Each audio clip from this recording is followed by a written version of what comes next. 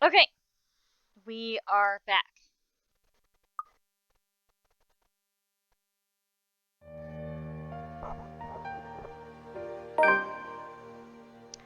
This is how it begins, or so they say. Oh, that's right. Um, we are going to fast forward through Rebecca's route, at least until the first choice that we have to make. So if you haven't, once again, if you haven't seen this before, please refer to Isabella, Zachary, Hannah, Marianne, and Rebecca's Bad Ending Route A that I posted on my YouTube channel for anything that you might have missed. So here we go! Fast forward!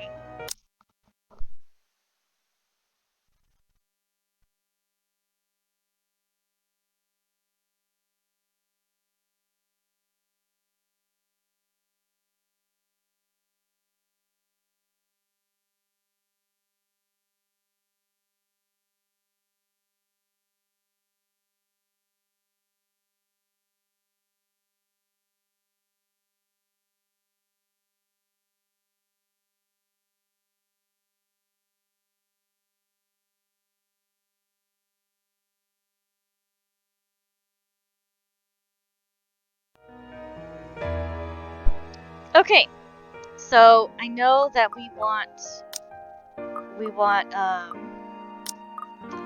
Rebecca and Ashton's affection to be high, so we want to choose. What about you? Okay, good thing it's not difficult with him. Once you know how and what makes Ashton tick, getting him in a conversation doesn't take much effort.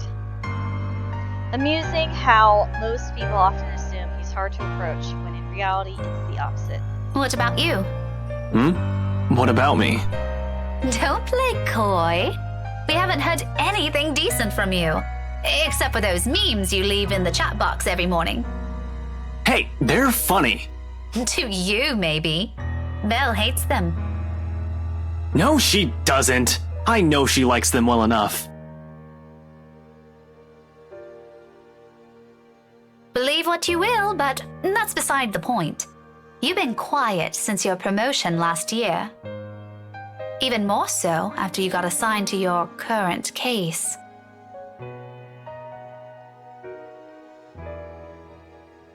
I trail off, letting the silence speak my meaning instead of the words I don't utter. There's no need to voice each of them out. I know he understands perfectly well what I'm trying to get at. He always did.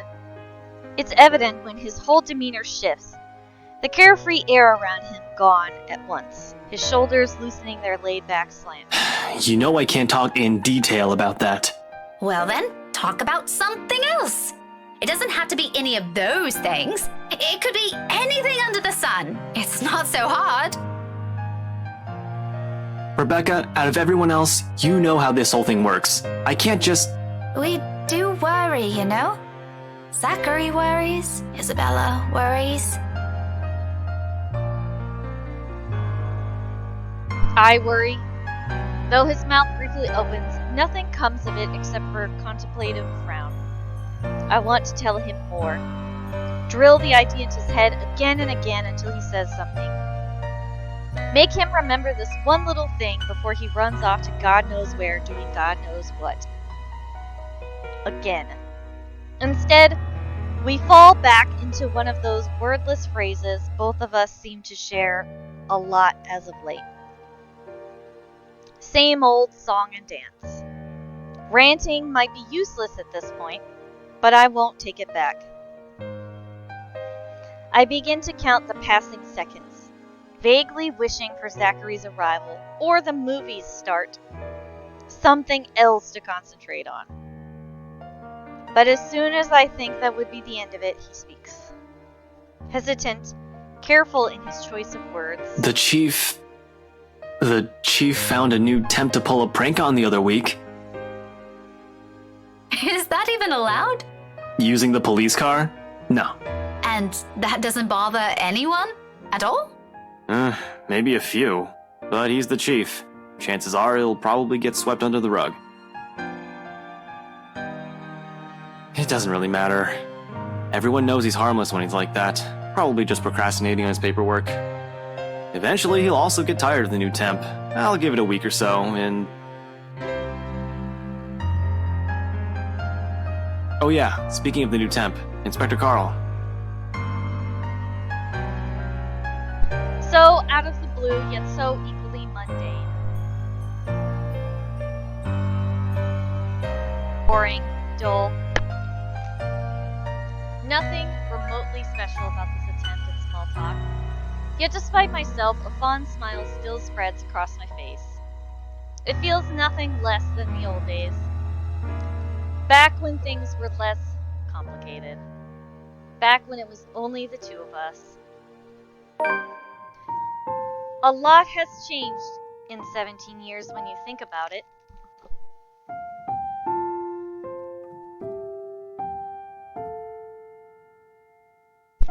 I've grown out of my shell, for one. Maybe even a little too much from that shy little girl who someone else had to defend from bullies. I mean, who would have thought she'd ever become a teacher after that? Then again, if it weren't for Ash, things might not have changed at all.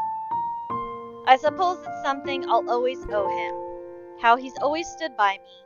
How he's become that one constant in my life after all these years.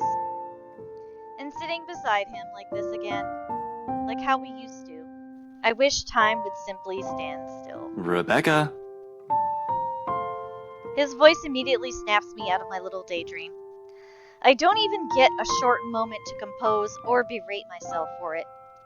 Because when I glance up, I find him peering at me, face too close to mine for comfort. Heat quickly makes its way up my face while I fumble for words to answer him with. Oh, yeah. Were you even listening? Sorry. I just got distracted. The weeks before exams are always the busiest. You look a bit red in the face, though. You okay? Isabella mentioned you've been sick. I'm fine, really. Don't listen to her. Sure? I'm sure, Ash. I was already feeling well enough this morning. Do you think I'll be able to work if I wasn't? She's just making a bigger deal out of something that's... The rest of what I'm saying easily dies on my tongue as he places a hand on my forehead. It's only to check my temperature. I'm fully aware of that. But with him this close, eyes searching and curious, I could pretend he loves me the way I want him to. Pretend I'm the one he sees. With a tender look he so rarely spares anyone crosses his face. Pretend it's something he does only for me.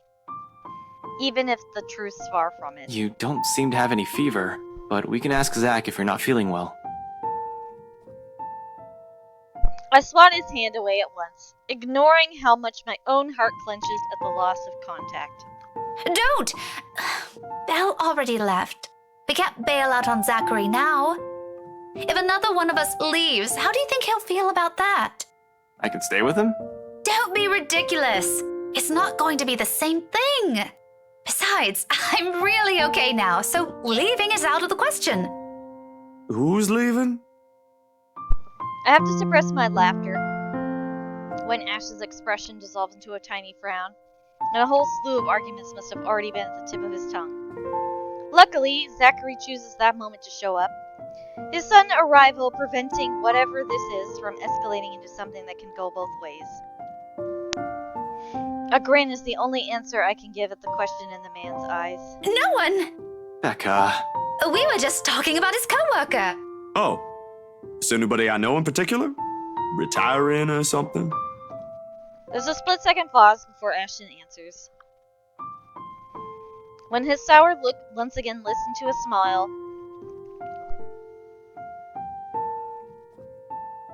I know it's the moment he decides to abandon the topic altogether. It's not like he can win against me anyway. Not really. It was just a few people being transferred lately. Usual bureaucracy, huh? You could say that. Chief's just annoyed at the paperwork. Zachary, why don't you sit down first before you two start talking about workplace politics of all bloody things? I'd hate to get caught in the middle of it.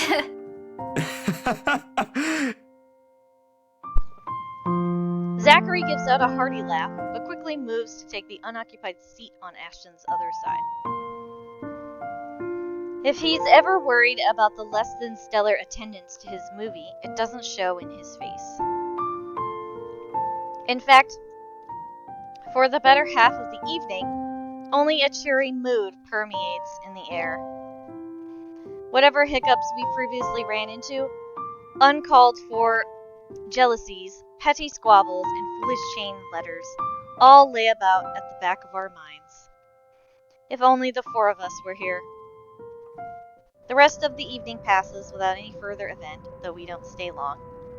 Some plans were made for after the movie the night before, but they're mostly Isabella's suggestion, and with her absent, there isn't much point to it, is there?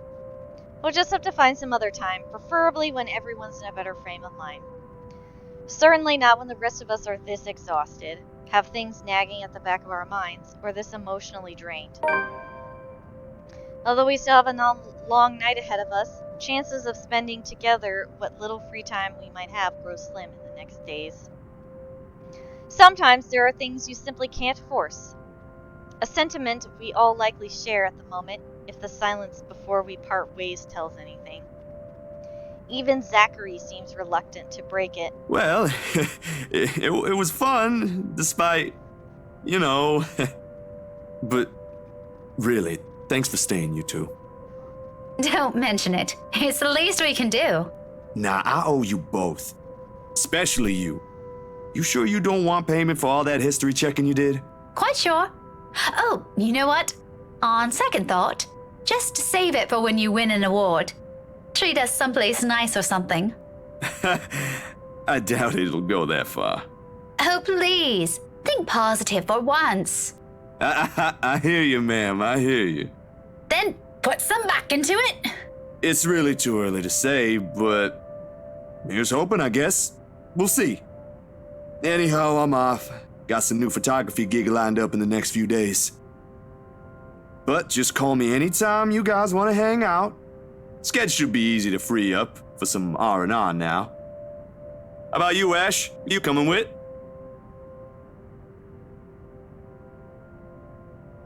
We both glance his way, though mine probably comes off sharper, more scrutinizing. He hasn't said a word since we left the theater, his eyes completely glued to his phone as soon as the movie ended. Typical. Once he notices, though, a wry smile makes its way to his face. His apology. And like every other time, it'll suffice. Oh, yeah. I need to double check something with the guys at the precinct. Same way then. You gonna be fine on your own, Rebecca?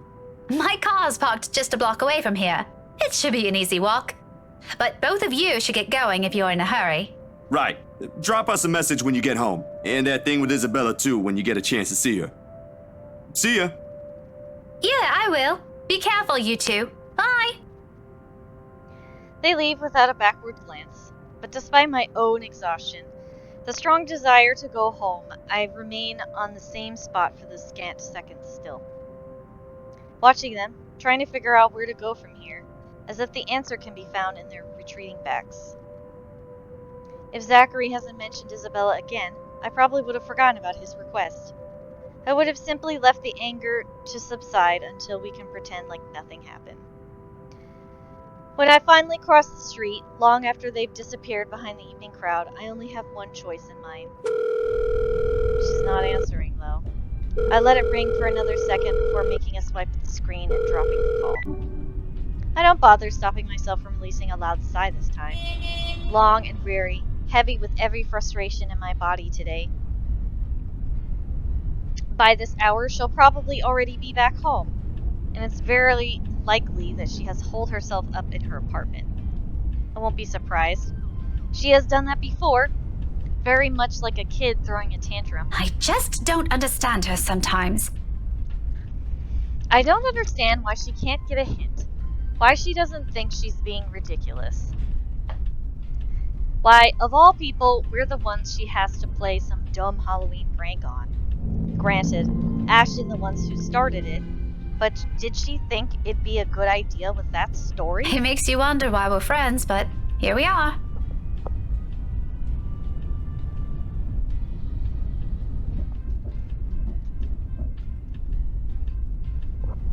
Now I'm left to fix things after her. If I'm going to be honest, not having her around for a few hours today is a welcome break. Peace and quiet is one thing you'll regularly get with her around.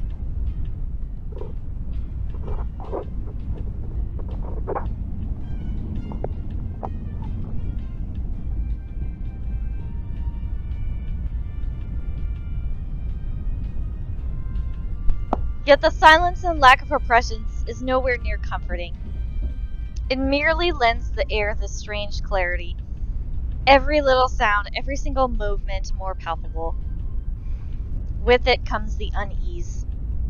It hasn't really left me this afternoon, and against everything I've wished for today, I find myself yearning for an interruption and dial her number again.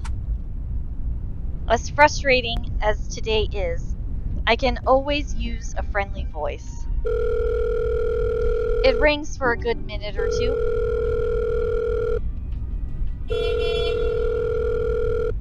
Until just when I'm beginning to think she's not going to answer this either, the line picks up. Belle, hey! Just checking on you. I'm on my way home. Is there something you want me to pick up for you? You probably skipped dinner, didn't you?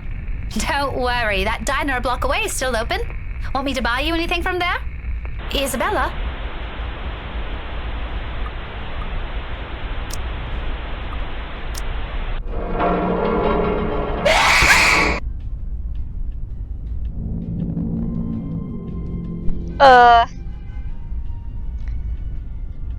I definitely wasn't expecting the scream. A jolt of surprise hits me, and in the resulting panic, I accidentally dislodge my mobile from its seat on the dashboard. Soon, I'm scrambling blindly for it with my other hand while keeping a steady eye on the road ahead. Although muffled heavily by the surface, a voice still crackles from the loudspeakers before I can put it back. My temper rises. What's this? Some sort of practical joke? Isabella, if you think this is funny...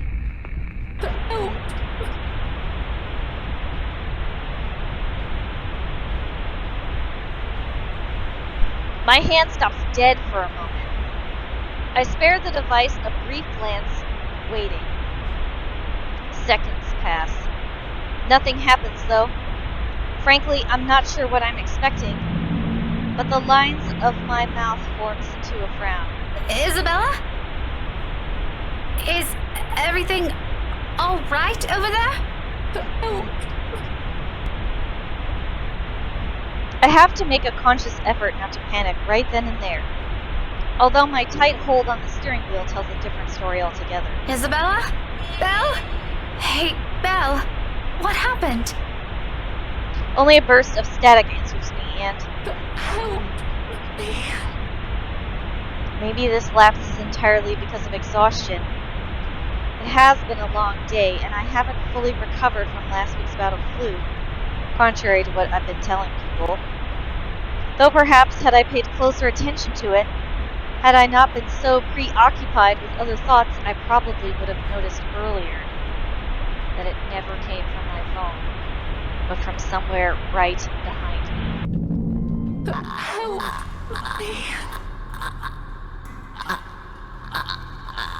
Time slows to a crawl.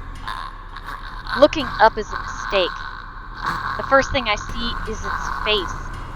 A ghastly shade, every inch battered, bruised, and bloodied.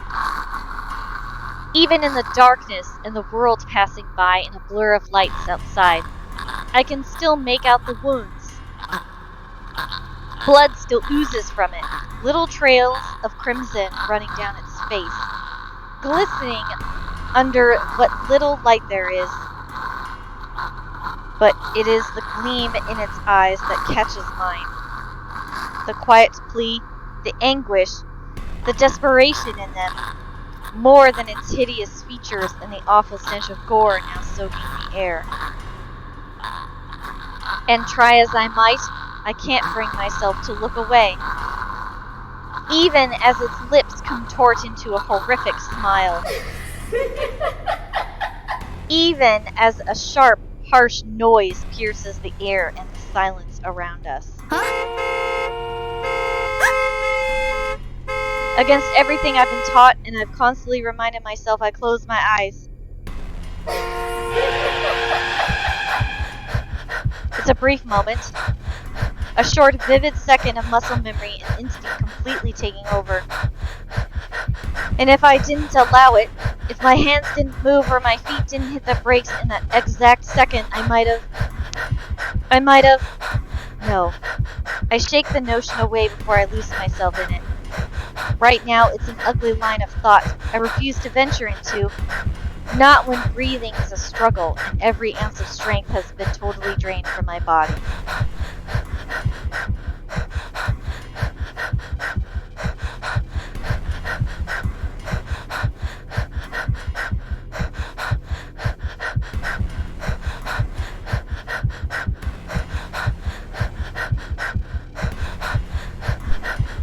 Most definitely not while the sound of screeching tires still rings in my ears. I'm alive and safe. That's all that matters. But it is not my face that I look for when I finally open my eyes. All gone. I expected stains. Little telling marks and creases in the covers to show me where it sat not long ago. But whatever it is, it left not a single trace. And though courage is a hard thing to gather at this point, I take what little of it remains in me and turn towards the back seat. Even then, there's none. Was there really something in there? With how empty it is, I'm beginning to doubt it. Stupid flu. I need a long rest after this. My hands fall uselessly to my sides, numb from how taut my grip on the wheel has gone, yet still trembling from the unexpected rush of adrenaline. Against my ears, my heart still pounds an erratic rhythm, and my breathing hasn't slowed down. But the world has already righted itself without waiting for me, and little by little, second after second, as I sit here motionless, color begins to seep back around me. Along with it are the sounds and a voice. No longer as indistinct as it was earlier. Becca, how do you press this button? You've already started recording! Her voicemail. Oh, okay. Thanks. Let's see. Hello there, Isabella Santos here. Sorry you missed me. Just leave a message after the beep, and I'll get back to you soon. Thank you. Shut up, Ashton. I wasn't gonna say anything. I can hear you thinking about it. Zach, Ashes. Alright, kids, settle down before you break anything. The recording is old, made early in our friendship, roughly 3 or 4 years ago, probably? I can't remember now. I'm more surprised Isabella kept this when she could have easily replaced it. But then again, little things like this, no matter imperfect they may seem, are what made her the happiest. A fun smile slips into my lips before I know it. I allow it to, despite the headache already forming at the sides of my head and every negative thought still swimming inside. When at last I speak, my tone is as light as it can be. Hey, Belle. I know you're in there. I'm on my way home. If you need anything, send me a message ASAP. I'll see if I can still get it for you. You've got 15 minutes. And, if there's something you want to talk about, let me know, okay? Bye. The phone call ends with a faint click, and a pensive mood washes over me. With it comes a small truth. Her stay has always been meant to be something fleeting. Earn some good money, go home. It's what she'd tell herself during her first year here. Now? Oh, hey, Witwit. Welcome to the letter stream. It's pretty good. I'm just trying to do a little bit of a speed run. Just finished Marianne's route. It only took an hour and a half. And this time I let her live. And this is Rebecca's route, and what I'm working on is making Ash and Rebecca have high friendship, so that way they'll have romantic ending at the end. And also I'm going to make the choice for both of them to live. So hopefully today's playthrough will end the game with Marianne alive, Rebecca alive, Ash alive, and Luke alive. Oh yeah, I love this game. It's really fun. I've already completed everyone's bad ending. I don't think it's saved on my Twitch anymore, but you can check it out on my YouTube channel. I already have all of the bad endings posted there. So I'm just running back through the game and getting different endings. Half a decade later, I'm not sure if she still believes that. Even I'm not sure if I still believe it. And with these ill feelings I carry with me, I'm more inclined to think that there's something in her reasons that changed along the way. Thank you for stopping by today, Wit-Wit. I appreciate your support. I hope you had a good day today. They're merely hunches, but it's something I'd rather not bring up. Because I'm almost too afraid of what her answer will be. The silence is far from pleasant company for the rest of my drive. But it's a respite all the same, from an overactive imagination, playing tricks on a fluid mind, and from smiles never meant for my eyes. Oh, so you're having a pretty chill day then? I was actually editing some videos earlier today too. Do you have a YouTube channel? Is that where you're gonna put them? All of them I abandoned, if only for a brief moment.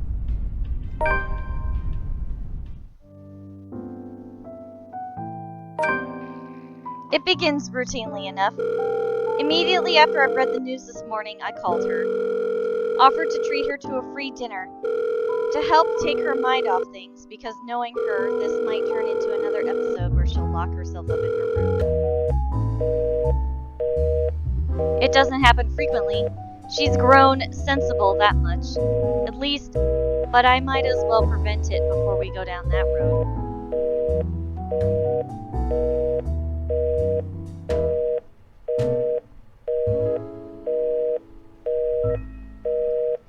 Oh yeah, I'm sure editing takes a lot of work. I've recently been, let's get out of this horrible beeping noise before I answer. The last time it did, less than 5 years ago after the incident in Devlin Court, it took Ashton of all people to coax her out of her sulk. She isn't the one responsible for Miss Cooper's death, but this will weigh on her regardless. After all, the woman was her mentor. It was only for a brief period years ago, and they never worked together after that. But she still feels like she owes the woman a lot up to this day. To my relief, she agreed, even promised she'll meet me at St. Coretti's right after my classes. Though it is a bit odd of her to ask me to stay safe before suddenly cutting off our talk, everything's going swimmingly. What isn't part of the plan is her failing to turn up and leaving me waiting Where for the hours. bloody hell is she? Okay, now I can answer. I've recently been editing my videos to post on TikTok. But it's hard to find, like, you know, a clip that's shorter than 3 minutes. So I've been trying to get better at making my judgment fights go faster so I can post those on TikTok. 4 hours from the time we agreed on, and still counting. Yet I received not a single call or text from her. This after I took the courtesy and effort of sending her a message, telling her where I'm heading to and when I had to leave the school. She could have done that too at least, and saved me the trouble of She can waiting. be such a child sometimes. I swear, if she locked herself up in that room, she's not going to hear the end of this.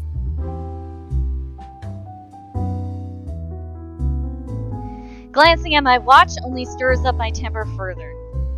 Yes, my weekend's been going well. I've been hanging out with my fiance and our mutual best friend. Yesterday, I streamed for 13 hours. First 5 I played Danganronpa, and then the last 7 I was playing all of the side quests that I've been ignoring in Lost Judgment.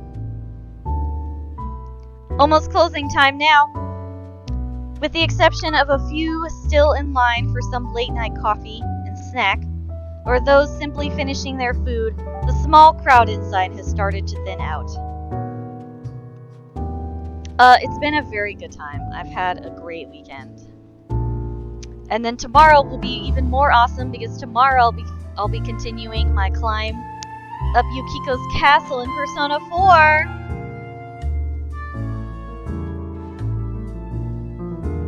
Half of the normally bustling place is now empty and the speakers have stopped playing music seconds ago. Still, I wish they kept it going longer for a few more minutes. I can do with some relaxing music right now. Especially with the pitying looks the manager and the one manning the cashier are giving me once I hit my second hour of waiting here. Yeah, my roommate actually showed me an article that says Persona 3 Portable, Persona 4 Golden, and Persona 5 Royale are coming to Xbox Game Pass. But sadly, I do not have an Xbox, nor do I have Xbox Game Pass, so that doesn't do anything for me. But it's still cool nonetheless.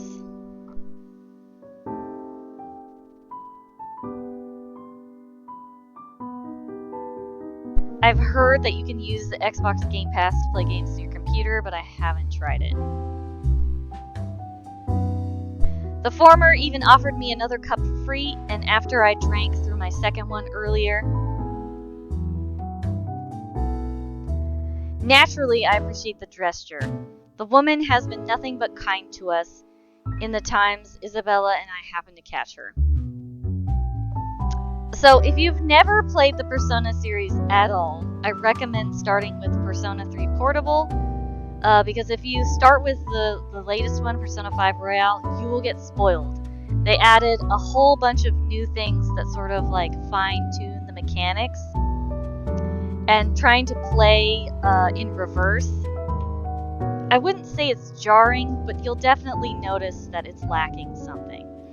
Yeah, so definitely play Persona 3 Portable first if you've never played any of them. That's my recommendation, but you do whatever you want. This time, however, they probably think my date stood me up or something, even if the reality falls far from it. Extremely far. Honestly, this is more like waiting for your child after school, if there's any comparison to make. Although if it were Ashton, if we were ever to go on a date, I doubt he'd ever do this. He may be an embarrassing friend to have for Zachary and Isabella, and has his odd moments, but he's definitely a reliable guy. Probably the only one I've ever had the chance of knowing this long, except for Zachary. If he won't make it, I'm sure he'll at least have the decency to inform me beforehand. Not that I'll ever have the courage to ask him, or anything of the sort happening anytime soon. I haven't even forgotten my poor attempt at a confession back in secondary. I wrote a short letter for him then, only for it to end up unread and hidden away someplace. I already lost it. In fact, after I moved out from home, along with that diary I used to religiously write on. But all of that's irrelevant in a wholly different matter from this. Besides, it's getting late. It's already quite obvious Isabella has no plans of ever showing up tonight. And if she thinks she's getting away from pulling such a stunt on me, she's got another thing coming for her. Okay, enjoy! Out of curiosity, what anime are you gonna watch? When I called her this morning, I genuinely believe she's better than that childish part of her. But this simply proves things otherwise, doesn't it? She should be thankful. It's only because of my own stubbornness and good faith in her that I stayed here beyond the bounds of what my own patience allows me. And look where that got me. I might as well leave now, too. Considering the loud blaring of sirens passing by outside, getting home tonight might take longer. Probably an accident. They rarely happen here in Luxbourne, but not entirely unheard of. Most of the time, just results in heavy traffic and a few roads nearby temporarily closed off.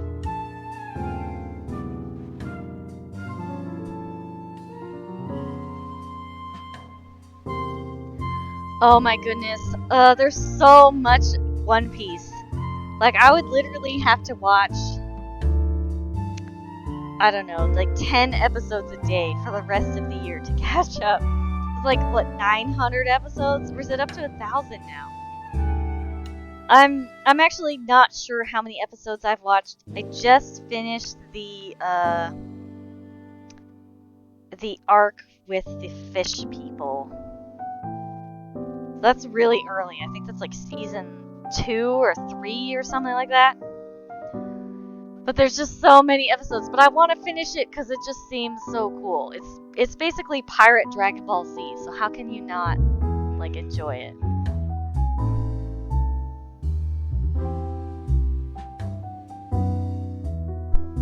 Judging from the direction the police mobile's headed to, and from where an ambulance came from earlier, it's in the same route I take. Joy of joys. Without delaying, I gather my things back in my bag, and shoot a quick thank at the cafe's personnel for allowing me to stay this long, and hastily leave the place. Hopefully I'm not too late. The side streets aren't too congested yet. However, no 2 steps out, my mobile rings all of a sudden, effectively stopping me in my tracks. I answer it without checking the screen, hopefully expecting to hear Isabella's string of apologies and excuses. A series of reprimands is already at the tip of my tongue. Friends or not, what she did is simply unacceptable. She needs to learn. She's 26, for goodness sake. Isabella! I've been waiting for hours! Where the bloody fucking hell are you? We agreed on a time, didn't we? This isn't funny, you know? But the one that responds on the other side isn't her voice.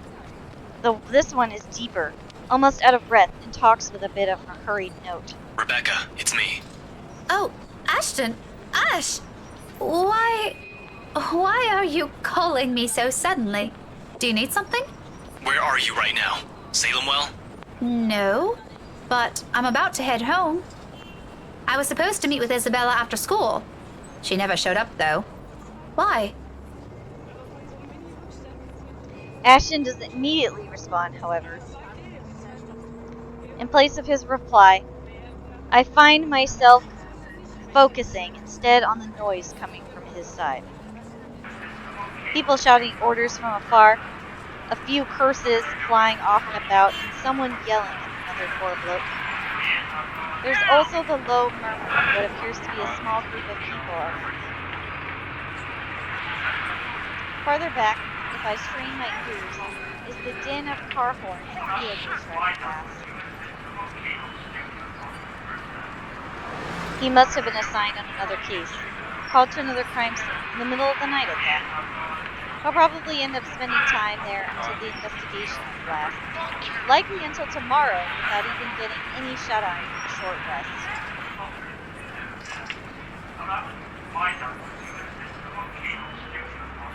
My lips press tight at that, but I don't say anything.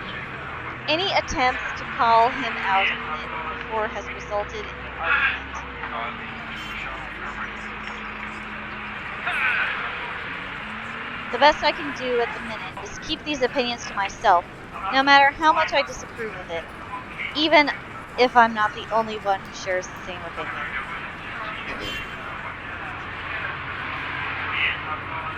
Even Zachary and Isabella have something to say about it.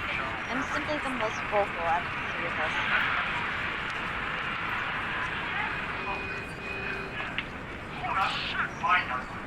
That aside, none of those explain why he's calling me in the middle of his work.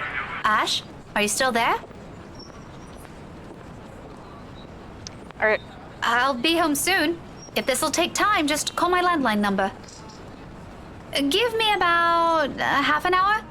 I should be able to find a quicker route home, hopefully. No, Becca, don't go home yet. It's going to get late if I don't leave now, Ash.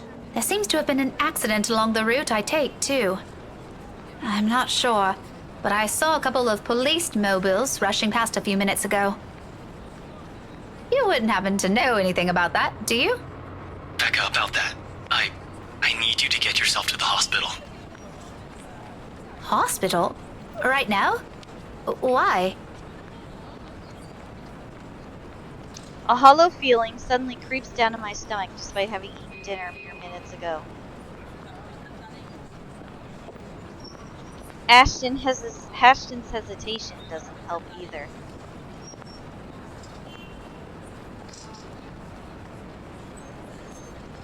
Whatever his reasons for calling, it can only be taken as unpleasant based solely on his tone. Ash, is there a problem? Wait, it isn't you, is it? Did you get hurt or something? I told you to never make a joke about that. Please tell me this isn't one of those... It's not for me. Calm down, Becca. Well, why the sudden need for a hospital visit then? I sure... Who's it for?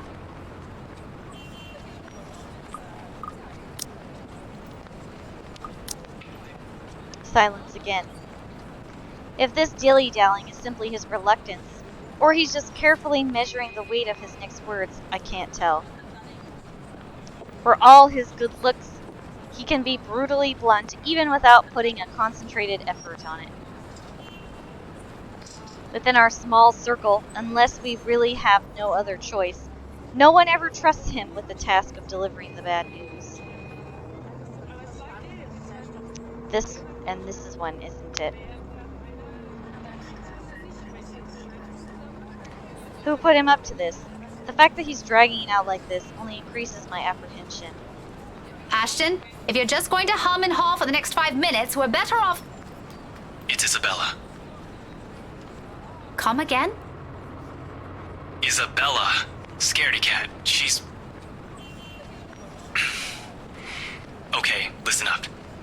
You didn't hear this from me, and you're not the one who should have heard it first, but someone has to be there with her, and I can't. Hold on. What exactly happened? I was just talking to her this morning. Now you're telling me she somehow ended up in a hospital? Yeah, that accident you mentioned earlier. It's... Bloody hell, Ashton, out with it! Just a few hours ago, a car ran her over while she was crossing the street. I can't give the details yet. We're still checking on the cams, but the driver fled afterwards. She was left bleeding in the road.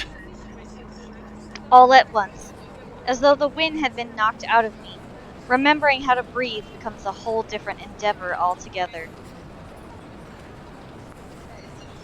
My hand makes its way over my mouth as I fight the tremors from gradually sweeping over me.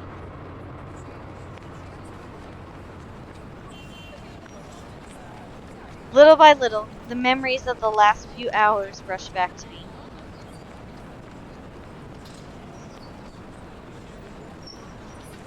Her asking me to keep myself safe, my calls going unanswered for a long period, and the passing wails of an ambulance.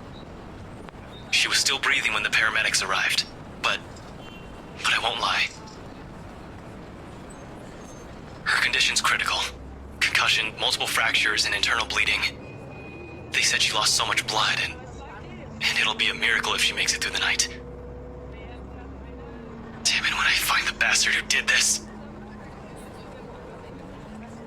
What about Zach? Zachary? Does he know already? Shouldn't we tell him about this too? No, not yet. Don't tell him anything yet. Let's just keep the circle small for now. I don't want to alarm him. I'll tell him myself tomorrow, but I need you to hurry to the hospital. Can you do that for me? You're the only one I can trust with this right now. Yeah, I'll be there. No problem. Don't worry about it. All right, okay. That's one problem off the list. Thanks, Becca. I'll keep you updated with how things are on my side. I need to go.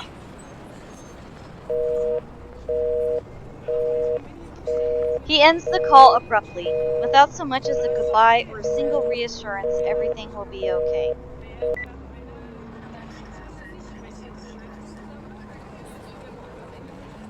He doesn't know, none of us knows, and we can only hope in this the fading of sirens in the distance, like the very life quickly slipping away in front of us.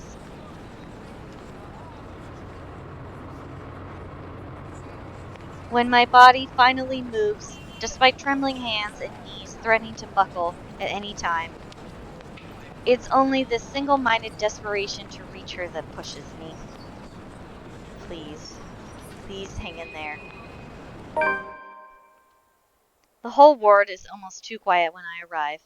No paramedics or nurses zooming past, no doctors in scrubs blaring out orders, or even patients moaning and whimpering in the triaging area. She's already been taken to the trauma room according to the overhead announcements. Okay, so this whole hospital scene can be seen in Rebecca's route, Bad Ending A, so I'm going to go ahead and fast forward this until we get to the first choice.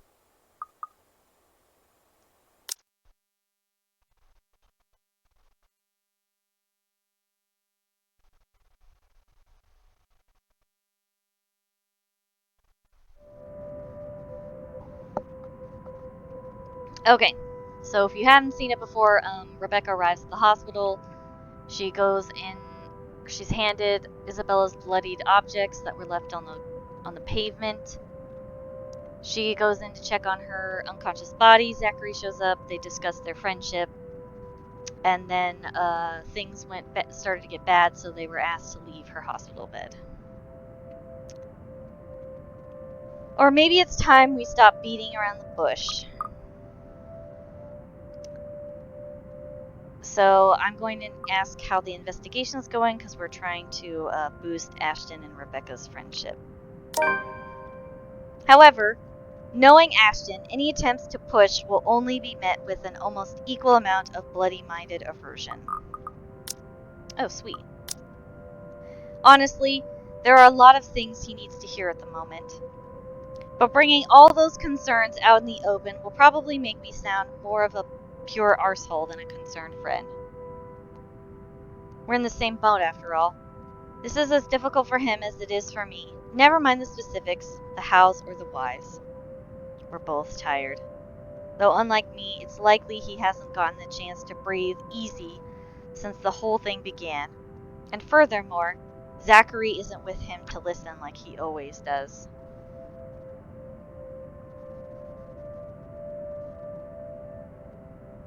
So, if I could ease some of the burden off him by holding off on my sharp retorts and opinions, then, for the time being, I'll gladly do so.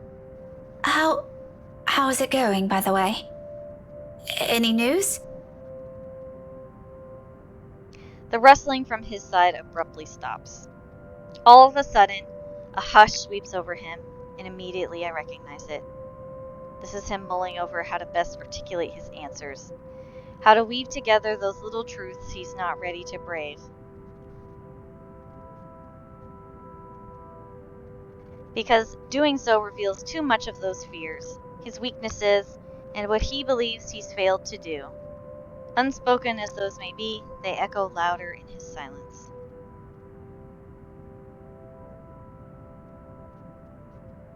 They all seep through the tiny cracks beginning to show in that wall he keeps. It doesn't really last long enough to hold, and when he regains his bearings, the shuffling returns with it, less urgent and milder than his actions earlier. A soft exhale. His exasperation comes at its heels. Not good. Not good, as in... As in, we aren't getting anywhere, Rebecca. What about the surveillance cameras? You said you were going to check those last night, didn't you? Can't you use them? It must have caught something. Yeah, we got the footage we needed. Oh, shit. Don't talk like that. They spent a good chunk of the taxpayers' money on those, didn't they? I'd be cheesed off if you can't even find any good use for it. That's precisely what's frustrating about this. Those are top-of-the-line security cams. They're not supposed to just stop working. But that night they were all useless. The recording chose to fuck up the exact moment we needed them. How dumb is that?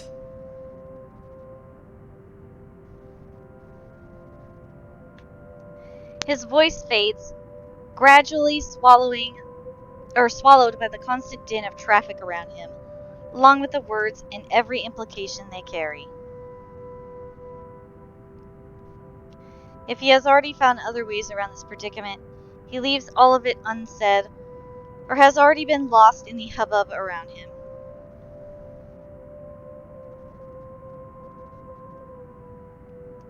Ashton's disappointment is the only thing I hear when he finds his tongue. The guys at Tech have been trying to clean the footage since it was turned over. No promises from them, though. Another round of shuffling follows, papers being folded and stacked neatly together, and the sharp tapping of shoes against concrete. Soon, a car door closes behind him with a heavy thunk, effectively shutting out the noise outside. However, he looks or feels at present, whatever is bound to happen next, he won't allow the world to see this one weakness. Except the lull that ensures deafens more than soothes. He's quiet for a long moment, with only his breathing breaking through the dense air every now and then. Although the line hasn't been cut off yet, I dare not speak. I've seen him like this before, and right now, even with the distance between us, forming a clear picture of him in my mind is easy.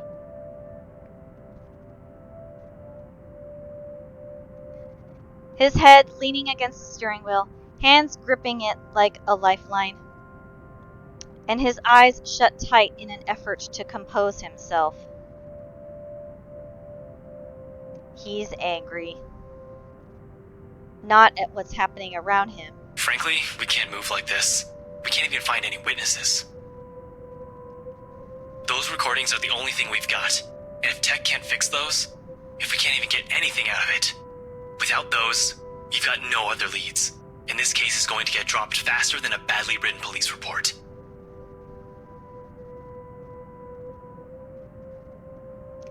But at himself. If that happens, frankly, I've got no other choice but to let go of this. There's only so much I can do for her with all the red tape. Damn it. No consolations, no words of encouragement. I don't offer him any, whether he's waiting for those or not. Those aren't what he wants to hear at the moment, despite himself. And sure enough, another bout of silence and skirting around the topic, he finally asks, in a tense, small voice, too afraid of the answers lying ahead of one question, too wary of what people will see behind those walls, already coming apart at the seams. But he permits me to see beyond it, if only for a short second. How is she doing, by the way? After all that, the least I can give him is a plain spoken answer. Comatose. Medically induced. She's on life support. They had no other choice. Surgery was stopped after a few hours because continuing would have been more fatal for her. They were losing their options, and her chances were slim from the moment they brought her in.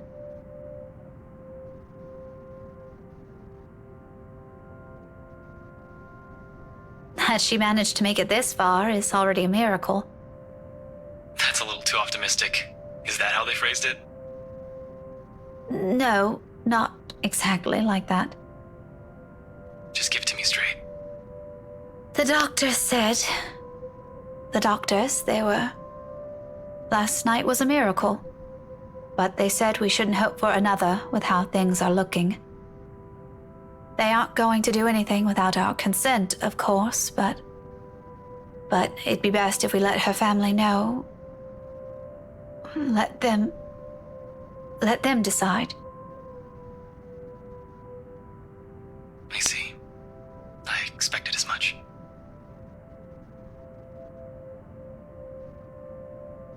Have some faith in her. She'll get better.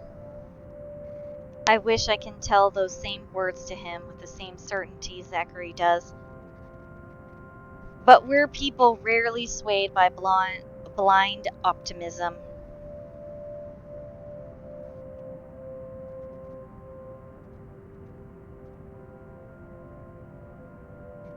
Ashton, especially. He has seen her last night. He has known the odds, even before the doctors saw her. It's very probably he's already steeled himself from the worst of it, even before the news came. This one might seem better. She's alive, she's still with us. But when you look at it from his point of view, is there any difference? With Zachary, it's easy to believe there is. It's not too difficult to hope.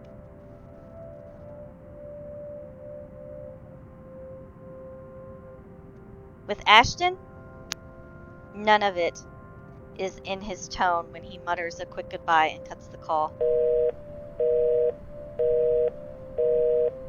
In truth, I've hoped I'll somewhat be able to urge him to drop by and check on her. But as the last busy notes fade from my phone, chances of him ever doing that grow ever slim as well. He'll keep at this until he's exhausted all his efforts, and it'll just be me and Zachary with her. The weight of that thought alone already feels staggering. Alright, I'm gonna go ahead and fast forward this again until we get to Zachary's choices.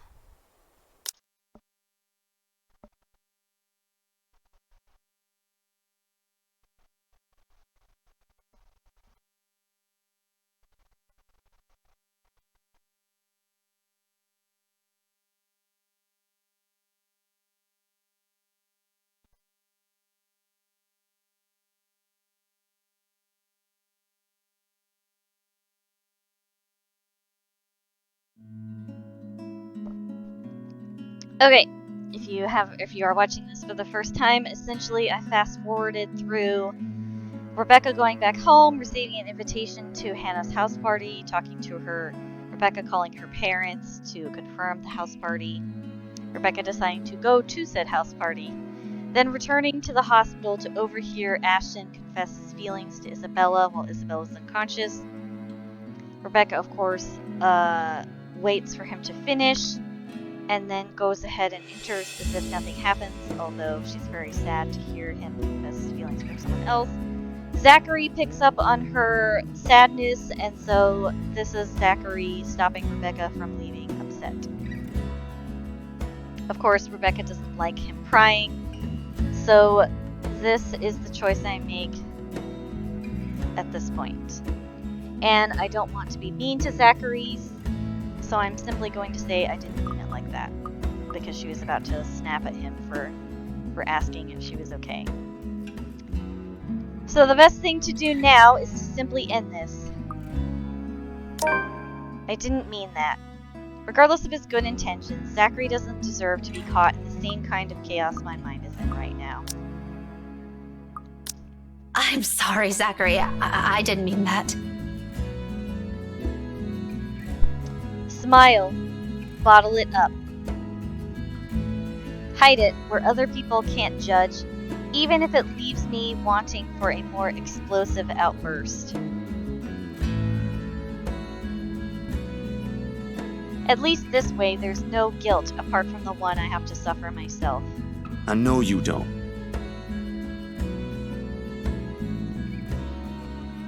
You're actually scarier than that when you mean it. Am I? Really? Only a bit. A wee bit. Don't take that personally, please. I mean, you're a really nice person, but you also have to deal with Ash and Bella sometimes. That takes a lot of patience, especially Ash. And you're a teacher, so I guess Zachary? Yes, ma'am? You don't have to say anything to make me feel better about myself. I'm tougher than that. Oh, well, I was just... Besides, I've already heard most of those from Isabella. I'm used to it. Trust me.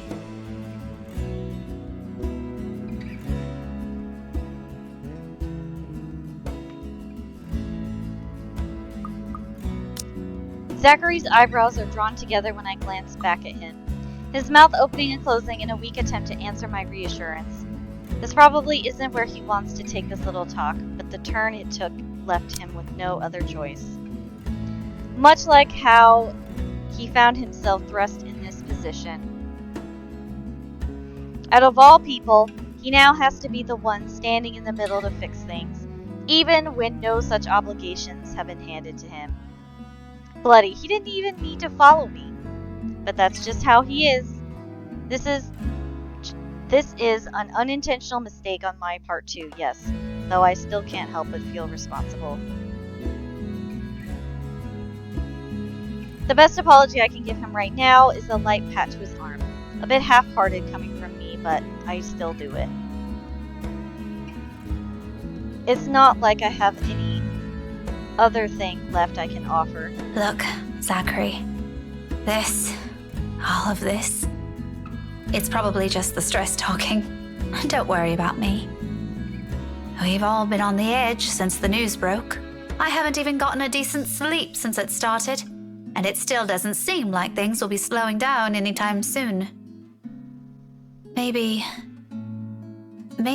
it's a good thing Ashton volunteered when he did. At least now we have a few hours to rest, yes? Take your own advice and go get a break yourself, okay?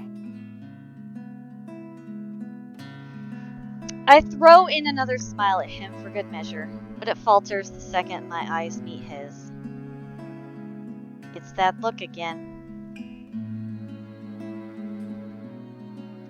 The one too honest. If I hold it for a moment longer, I'll probably end up saying things I shouldn't. More than what I'm willing to disclose at the moment.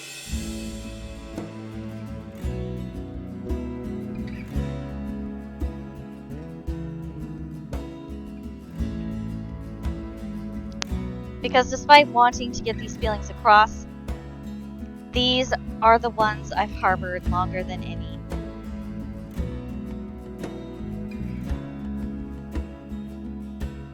If Ashton won't hear them, won't have them, then neither has the world any right to do so.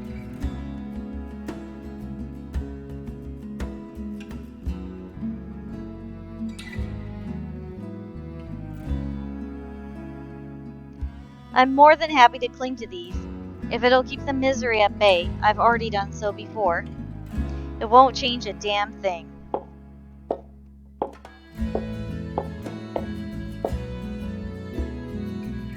So, without bothering with a goodbye, I walk away. Zachary doesn't stop me, doesn't reach out a hand or call out my name. This is as far as he'll allow himself to cross. For all his concerns between the two of us, he's more familiar with this line we keep between us than I am. He won't intrude far from what those boundaries will allow. But when his voice rings out again above the din of traffic around us, in a last attempt to reach me, it does exactly what he's been reluctant to do. Hey, Rebecca! About Ashton.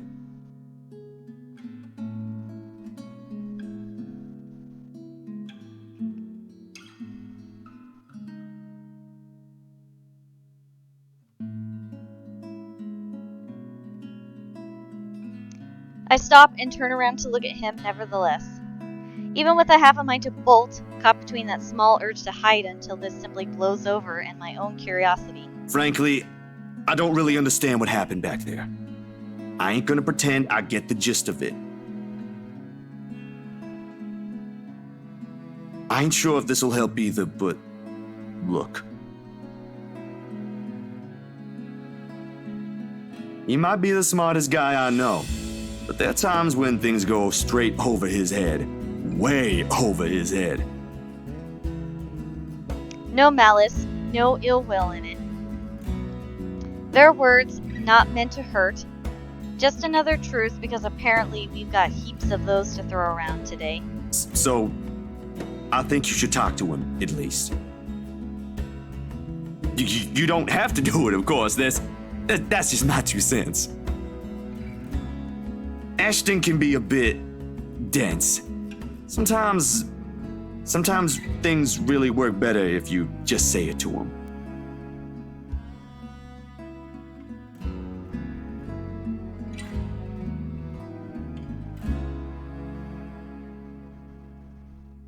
Zachary ends it with a shrug, as casual and nonchalant as he can manage.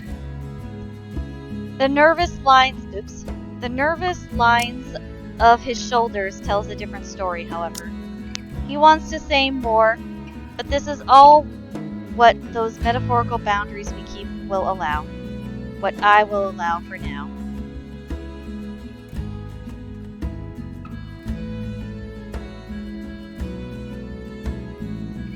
In the end, he simply settles for a smile of his own, reluctant, unwilling to leave things here, but with no expectation of it being returned.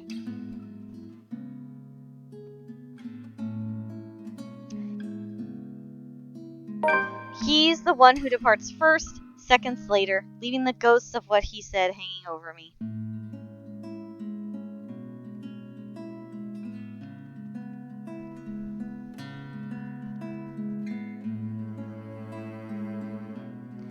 And perhaps it's exactly the fear of being left with these thoughts that leads me to the cafe instead. Less time to think about these as long as I'm moving and in the company of other people. At this hour, the cafe is usually filled to the brim with people. That's the reason Isabella and I rarely ever go here during the evenings.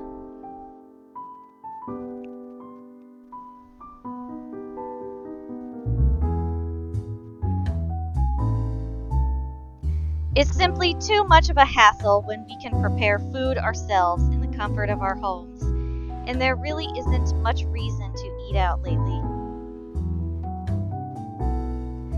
With what life going on, a busy streak.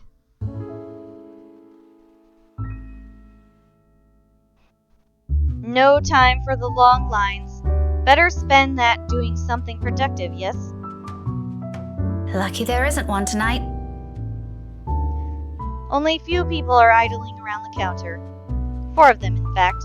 A woman in her 60s and a teenager busy with his phone. Both are just waiting to be served their orders.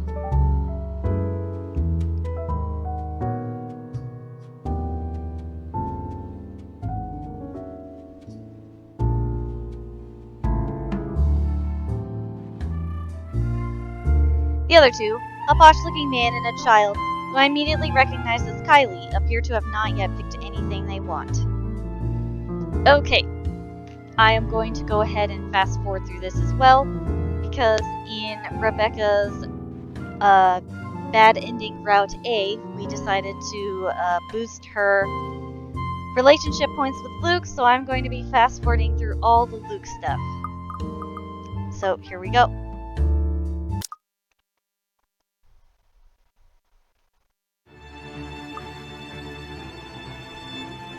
Let me go, you uncouth lout!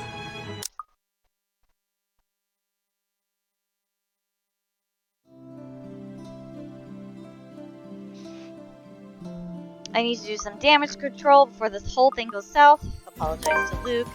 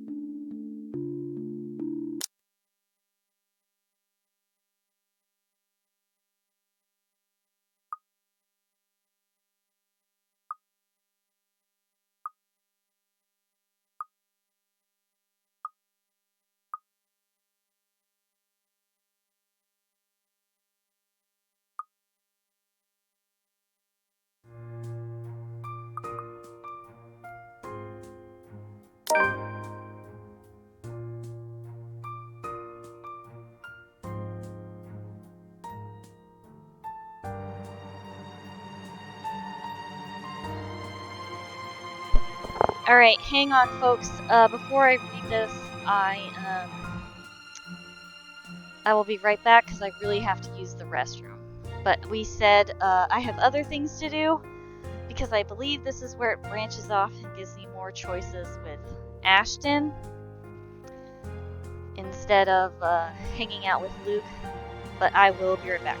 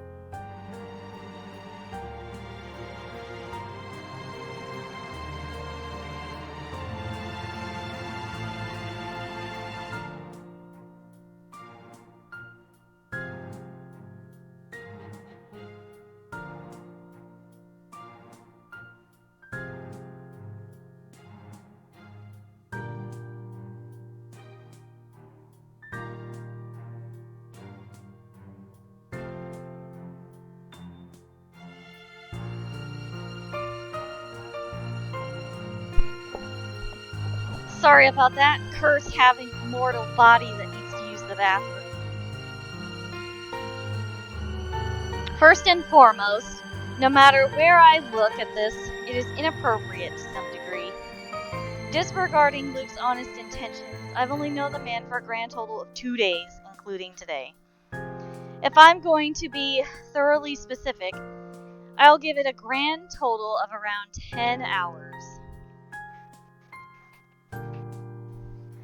By all means, it's not enough of a reason for me to join them for dinner, even if he says Kylie's the one who requested it. To other people, it won't appear as innocent as he makes it out to be. And if there's one ugly thing about this city, it's this place's penchant for inane gossip.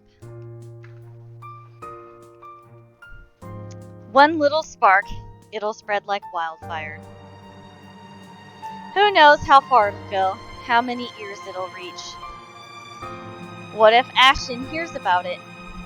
I'd rather not think about the consequences to that. I've got enough on my plate lately as it is. Being at the center of a rumor mill along with this man, in whatever form it takes, sends an unpleasant chill down my spine. My answer must have already shown on my face as Kyle's smile immediately dissolves into a pout. You're not gonna join us, are you? I'm sorry, Kylie. I'd love to, but I have other things to do. Another time, maybe? A friend just texted me about something urgent, and he wants to meet tonight. Just say it's a date, Daisy. The little rugrat will understand. She's not an infant. No need for blatant lies.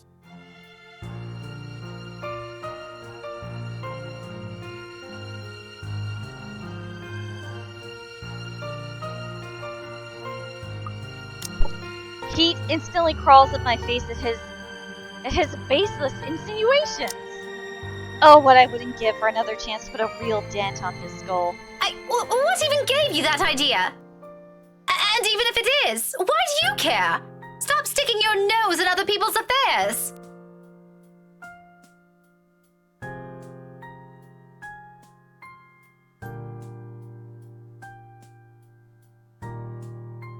Oh, your face says it all, woman. You think I won't recognize those longing looks? There isn't a look, you Ugh. There isn't a look, all right? Sure, whatever helps you sleep at night, Daisy.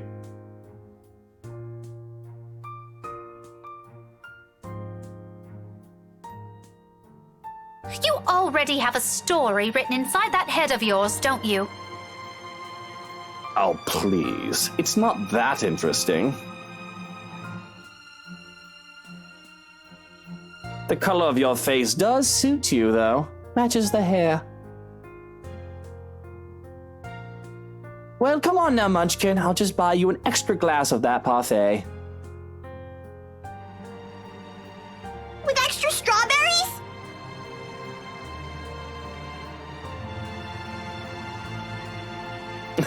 I'll get you a basket full if you want. As long as you behave. And no complaints if they don't have enough syrup again.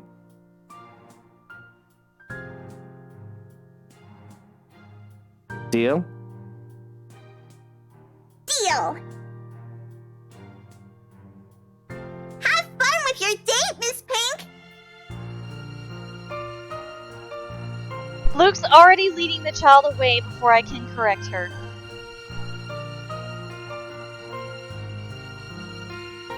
Upon reaching the end of the hall, however, he doesn't miss the chance to shoot me another one of those infuriating winks. Does he really think women enjoy those? I'd sue him for harassment if I can. Though, I must admit, the two of them walking together hand in hand is an endearing sight in itself. He says he dislikes the idea of having children of his own, but it's easy to see some part of him genuinely wants them.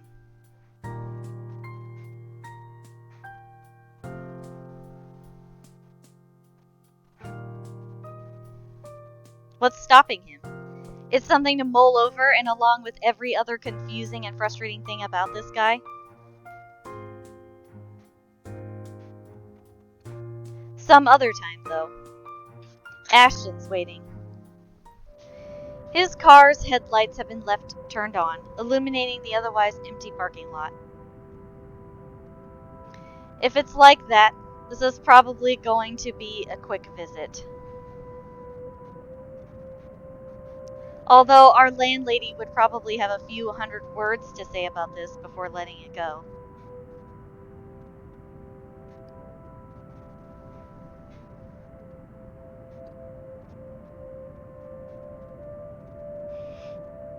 Not many in this complex own a vehicle, anyway, to warrant the space's frequent use owing to this area's proximity to downtown Luxborn.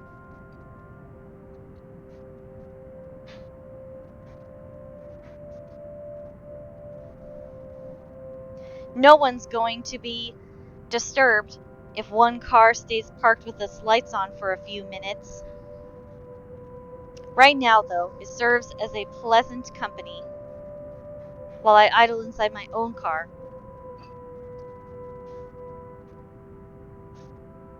Thumbing the invitation's fine print, flipping it over and over until the motions become familiar enough. What should I say? How should I say it? There's a very high chance he'll say no, but on the off chance he accepts, what should I do?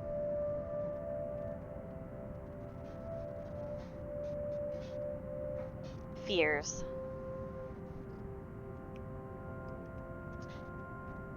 Doubts.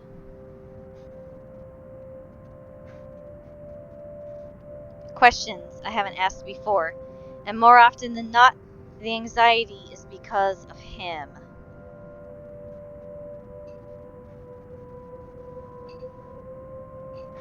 "17 years ago, I've been in the same position, a different letter in hand. Somehow, nothing has changed.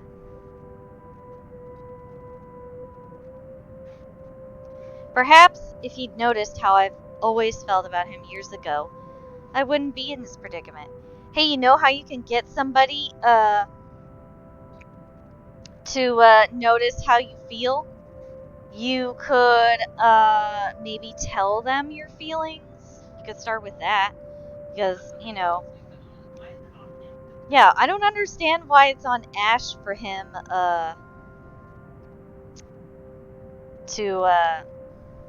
I don't understand why it's on him to notice. Honestly, he managed to ace all those exams at school without even lifting a finger, and he couldn't figure this out? How dense can he get?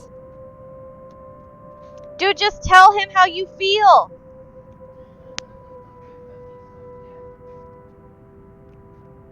Ugh.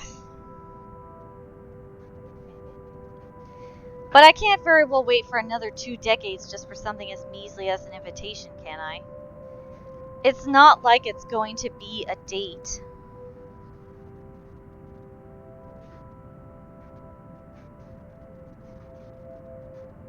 Although, frankly, I wouldn't mind it if it is.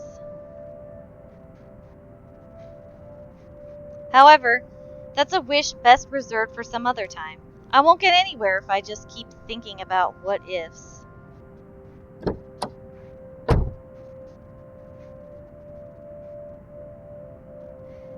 Gathering all my thoughts and courage, I step out of my car and gingerly make my way upstairs, invitation in hand.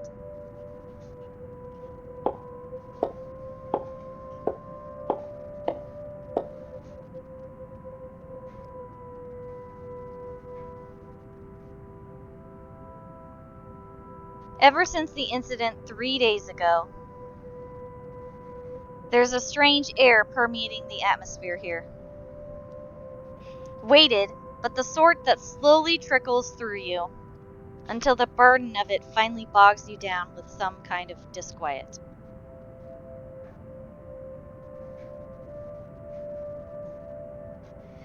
The days since have been uneasy, and Isabella's absence from her flat does not help settle it. Every day, coming home somewhat feels like an uphill battle in and of itself, leaving you spent when you're supposed to be getting some rest.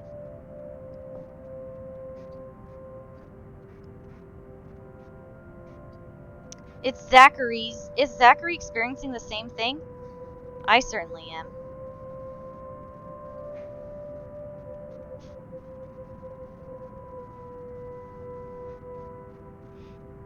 The same weary slump is all on Ashton's shoulders once I cast a glimpse of him. He's leaning casually on the rails, his back against its metal surface while reading through a bunch of papers. Each one appears more important than the other, despite me having never read a letter of it. He'll probably head back to the precinct after this, if he's not going to drop by Zachary's for a bit of shut-eye. No rest for the wicked. But no matter how occupied he seems, he pauses anyway and looks up from his work the moment he hears my treads. He raises a hand in greeting as a small smile spreads across his lips. In spite of what happened, I can't help but return it to him. Somehow, I can never seem to stay angry at him for so long. What brought you here? He hums, something inaudible. Neither an answer nor even a vague hint before he turns his attention back to the papers. For a passing second, I thought he'd ignore or evade the question, like every single time I've asked. But then he shuffles the documents back to a binder and sets it aside with a huff. It sounds more fatigued than I've ever heard from him recently.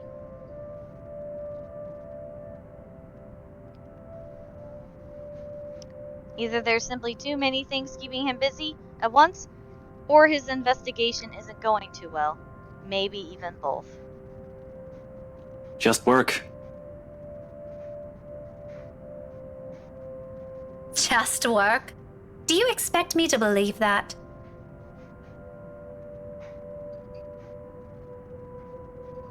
In a way, I didn't think an important contact ditched me and now I'm stuck would make for a cool alibi. Did it work? As if there's going to be any difference. You're still a dafty. Anyway, do you want to come in?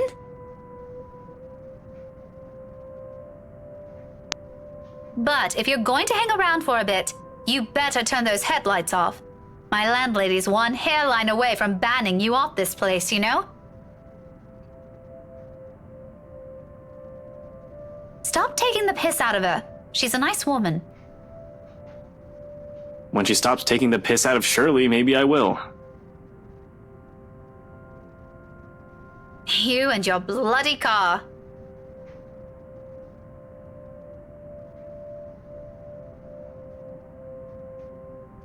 The first time I've heard of that name, I did a double take.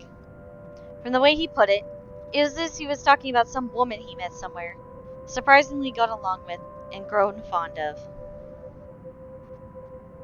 Never mind how impossible that is, knowing his lack of interest for people outside our small circle. Honestly, it sent a surge of panic in me.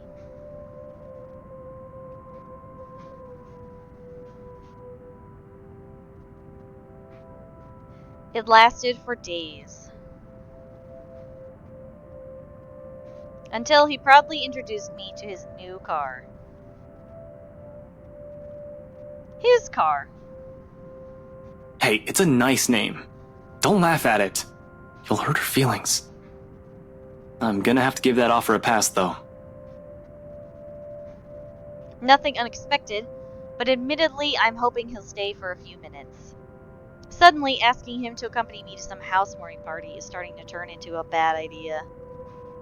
If he can't even be bothered to spare a second of his time to his friends, what more if he has to stand some hours in a room full of strangers? I need to get going. I just dropped in to check on something and... His words trail off, cut mid-sentence on purpose, leaving it for me to comprehend the rest of it. At the same time, his eyes shift, momentarily towards the door closest to us. Isabella's unit. Eerily quiet now in her absence.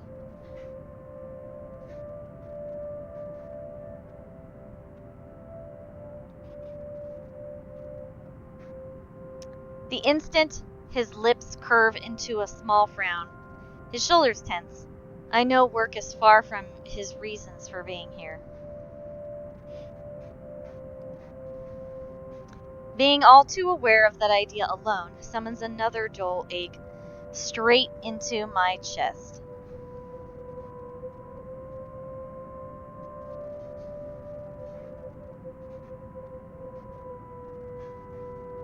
Like every time, every single moment, he affords her the attention he can never spare others.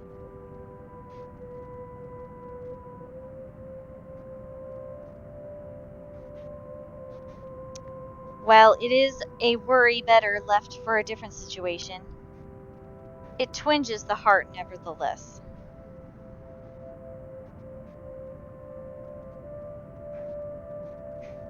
What is it? Nothing too important, though I did drop by the hospital this afternoon. I met Belle's aunt, by the way. You never told me she's arriving today. It's a mere observation, a passing comment, if you will. Maybe under different circumstances, I might have accepted it for what it is. Perhaps if I hadn't heard him pour his heart out that night, it'll simply be what he means against my ears. But he has no idea. Not even the slightest inkling how his words carry a ring of an accusation in my mind. A beat of it, in every utterance, closing in tightly around me, intense and keen, as if I've deprived him of something so precious. Even without her warmth and cheer, I still can't seem to win. because he himself holds on to it.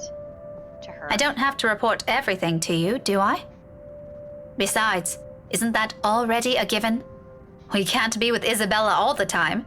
All three of us have other responsibilities. It's better this way. Her aunt's just one woman too, Becca. She won't be able to handle this on her own. I wasn't implying. I know, but... Look. I talked to her. It's alright. If anything, she's relieved. She had no idea who to ask for help. In fact, she wants to see the three of us, if we can all visit tomorrow morning. Well, you certainly didn't waste any time getting friendly with her family. Geez, Rebecca. Stop being so salty. Just tell him how you feel instead of being such a huge bitch. He frowns, a look of genuine confusion spreading across his face, though the moment doesn't last. Is that... a problem? Oh no, not at all. No, but you have something on your mind. By all means, just do your thing. You surprised me, that's all. Last time I saw you, you still weren't so keen getting chummy with people you barely know. Amazing how fast someone can change overnight, isn't it? Her aunt needed assistance, Becca. There's no lack of things to add to that. All of it will likely be born out of this hollow ache in my chest. I can go on for hours if I want to. But then in the next second, almost unexpectedly, his tone changes. Kinder. Warmer. Still nowhere near the one he used when he spoke to her that night, of course. This will never come close to it. Hearing him like this, however, it's easy to forget his heart's already set on someone and realize how petty this is getting. Since when have we become so low? Since when have I? Is something bothering you? You've been like this since the film fest. Just like that, what remains of my anger melts away. Almost like a betrayal, after carrying it around my shoulders for days. Having another bad week? Maybe. What is it to you? Don't expect this to turn into a heart-to-heart just because you made a few assumptions. Oh my god, Rebecca. Okay, I get it. You don't have to tell me. No need to snap at me. Even Zach's been in an odd mood lately. He's been saying some weird stuff. Must be the weather. But whatever it is, don't let it get to you, alright? If only it were that easy. But I present him a smile, nevertheless half-hearted as it may be.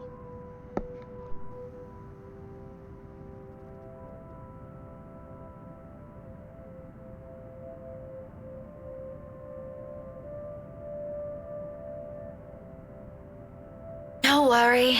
This is nothing a cup of tea or a good book can't fix. I'll live. Somehow. Right then, if you're sure.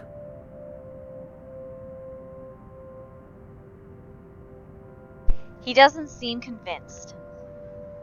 In any case, he doesn't push it and changes the topic just as quick, for which I'm glad.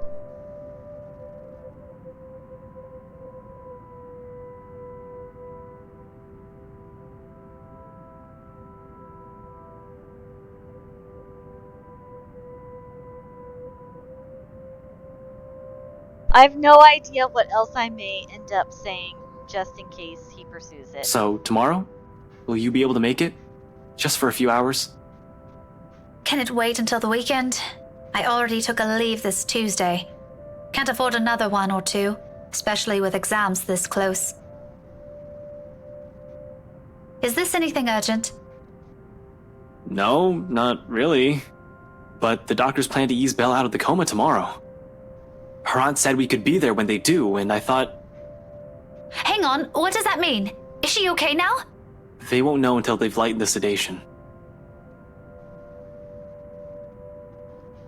He leaves it at that, his words brimming with the same uncertainty plaguing us for days. Behind those, however, is the single note of optimism. One I don't fault him for having, because suddenly this news, no matter how small it is, is the closest thing we have to hope right now. Can't say the same for me, however. I won't promise anything, but I'll give my supervisor a heads up and see where it goes. Does Zachary already know? Not yet. I'll drop by his apartment on the way back to the precinct. If anything comes up, you know how to contact me. I'll see you tomorrow, Becca.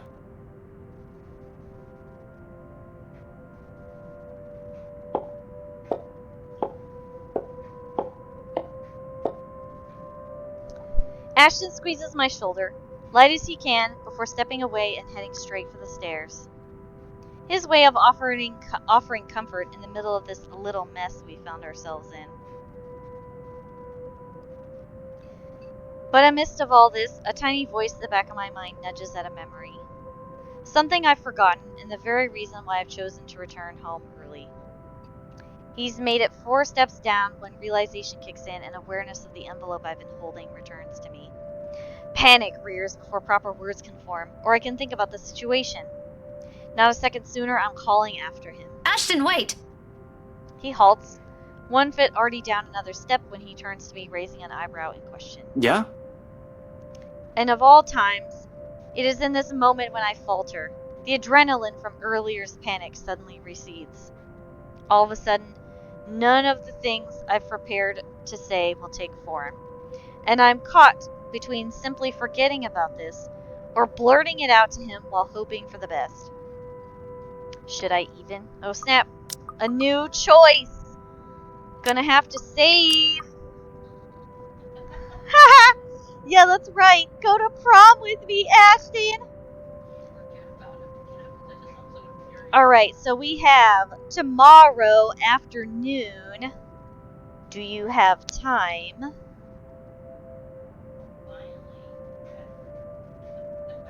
And then forget about it.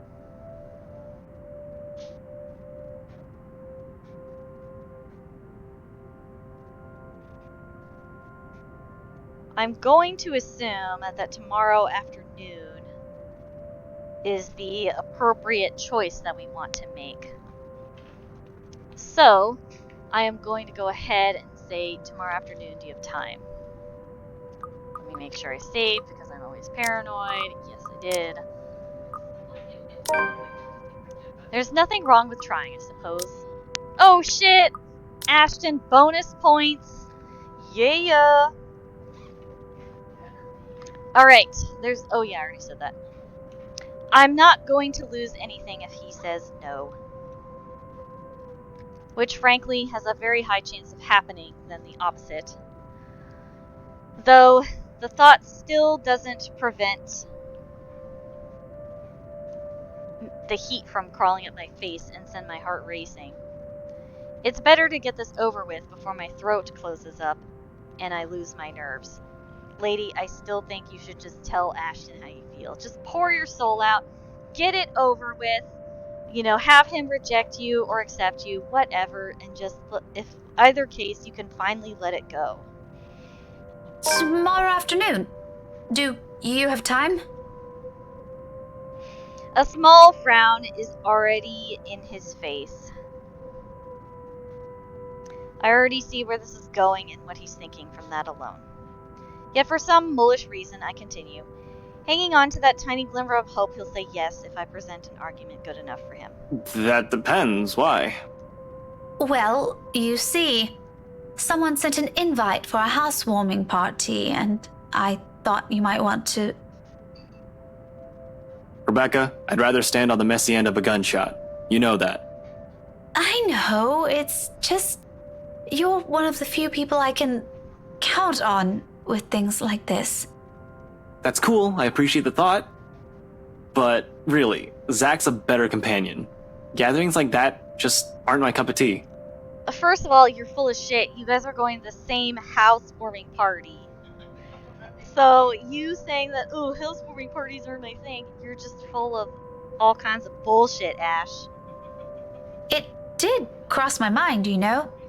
If he isn't busy with his freelance work, I'd probably ask him too. Actually, you two would have been spared if Isabella was here, but Why not just skip out on it? The world's not going to end if one guest doesn't show up.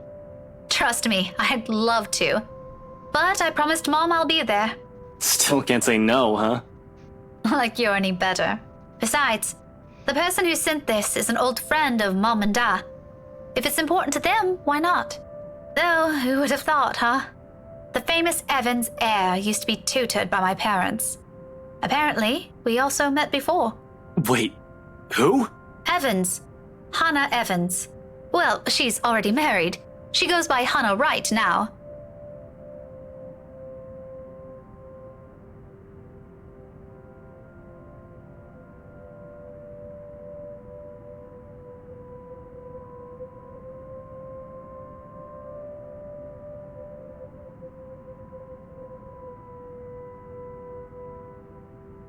Remember the couple who bought the mansion Isabella's selling?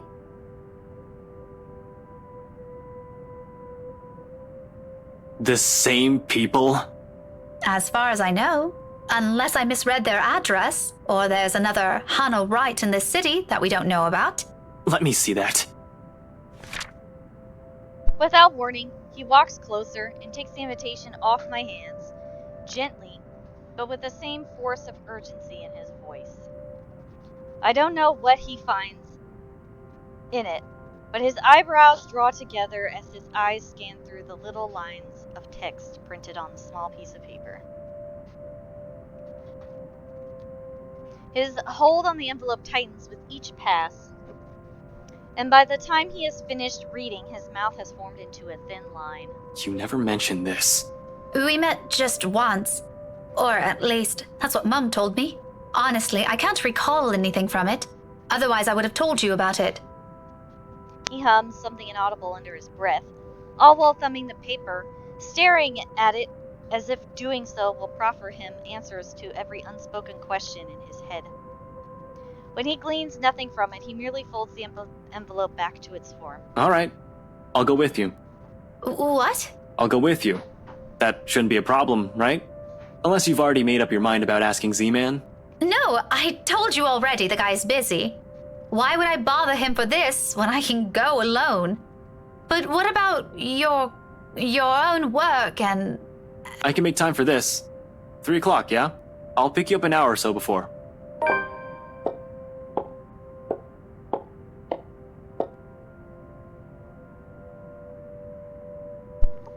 Now he'll go, since it's related to his investigation. Jerk. What an asshole. Sorry, that would be ashhole. My head reels, less from what this implies and more from how easy this all seems from him. How fast this turnaround is. He's already halfway down the stairs when any semblance of sense returns to me, and I can finally string 2 words of protest together. Yet all of it dies on my tongue at the small smile he shoots me.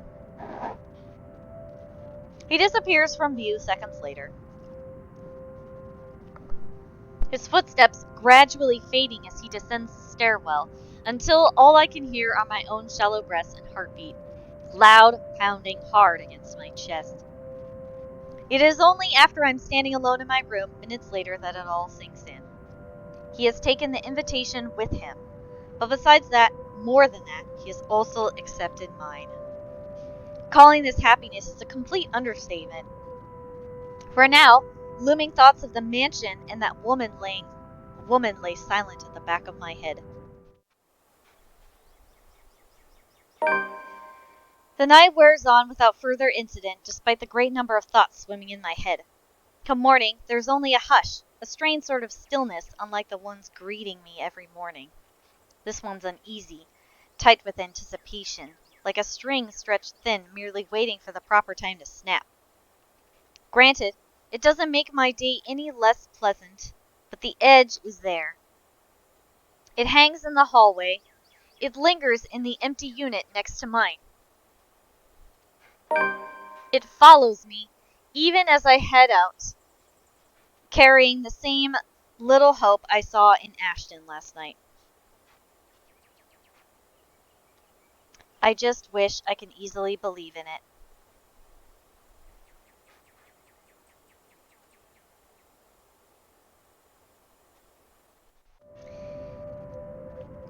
Oh, okay.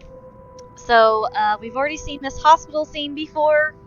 Once again, please review the Rebecca bad ending Route A. And I'm going to skip all this. Whee! Oh, here we go. New choices!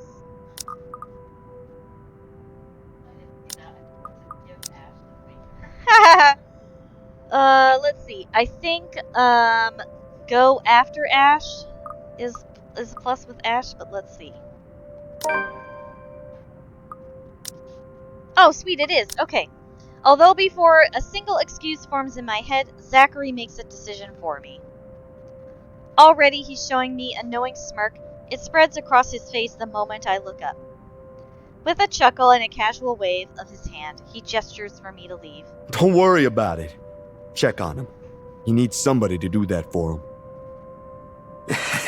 I'd knock some sense into him myself if I can. But like I said, he listens when it's you. We'll see about that. Thanks, Zachary. I'll be back soon. Nah, take your time.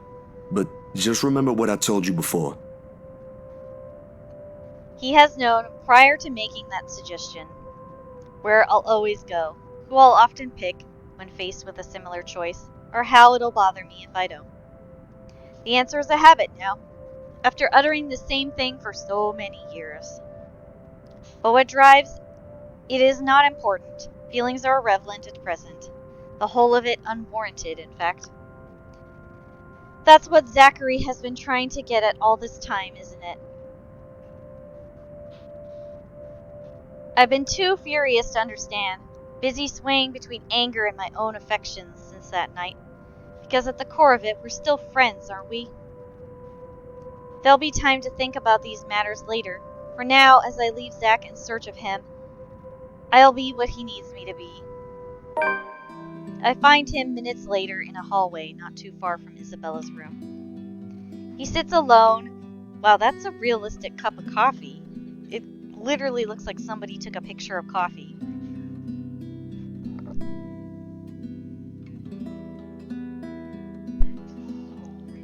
He sits alone. Still, his gaze his gaze strained on a cup of coffee he cradles between his hands. But I know him well enough to know he'll never take a sip of it. Too bitter, he'd say. He prefers one dumped with a shitload of sugar. He's only keeping it for the warmth. Occasionally he'll sway the cup, lightly, only to send the dark liquid swirling close to the edge. Like disturbing its surface will show him all the answers he needs, all the miracles he's hoping for. If it provides him any, he makes no mention of it when I take the empty space next to him. He doesn't bother moving either, or returning my greeting with a slight nod. Like he always would. Under the corridor's harsh lights, he appears older like this. There's a deeper set to his eyes, a hollowness not present before, and it most certainly not due to exhaustion anymore. Seeing it so openly displayed in such a manner, however, unease trickles into me.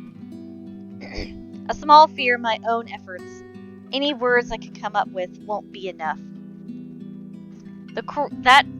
Only the cruel possibility I've seen back there will be all there is left to say.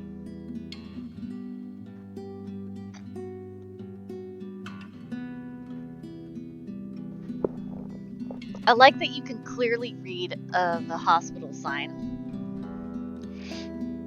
Nevertheless, it's still worth a try. That coffee is going to get cold soon if you don't drink it. A waste of money, if you ask me. For a fleeting second, he takes his eyes off it, glancing at me from the corners of his eyes.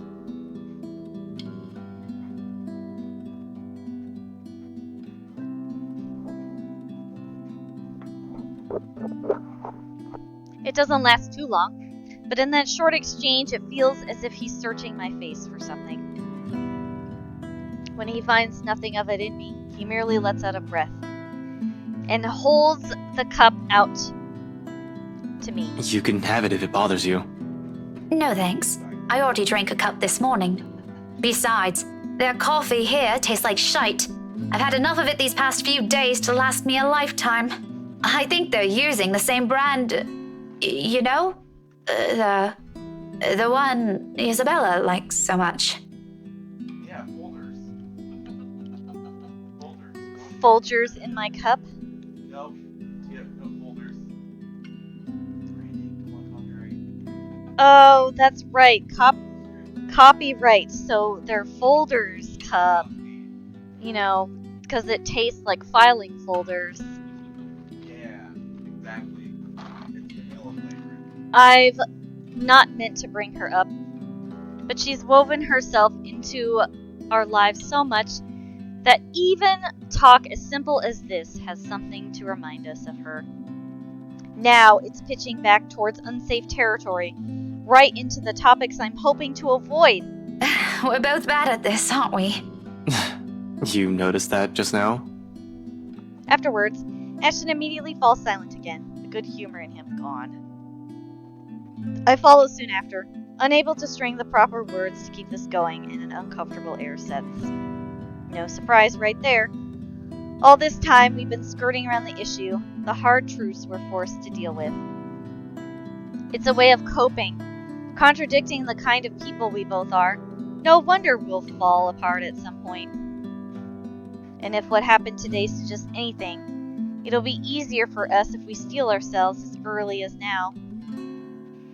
Even if a tiny part of me still wishes to believe there's simply too much working against her for now.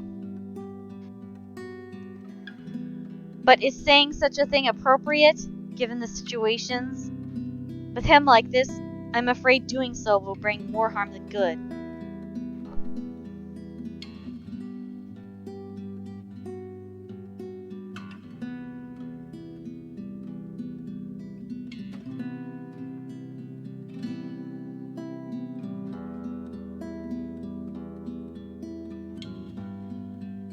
Hermes loves the pool noodles. Sometimes I resent myself for getting caught between making such calls. Oh snap, a brand new choice, y'all! Oh shit, so we got she'll get through this.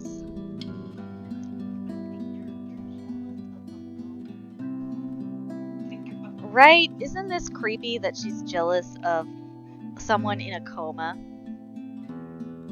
Like, ick. And then maybe it's better if we just listen to them.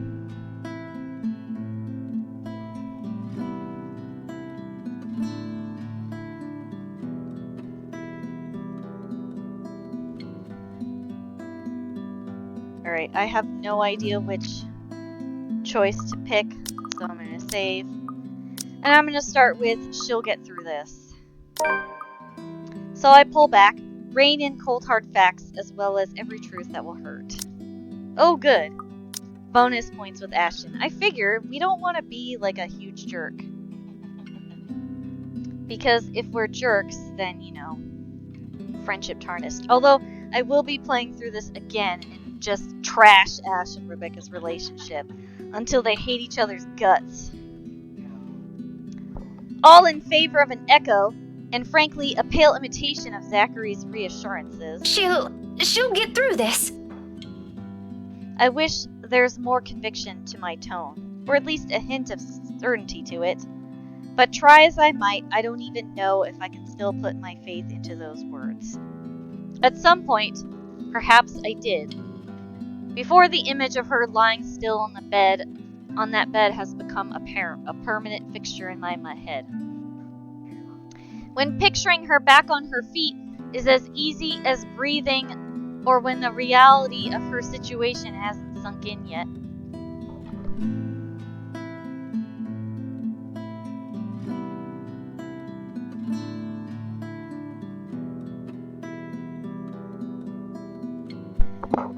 Now that it has, every comforting word heard or said leaves a bitter aftertaste.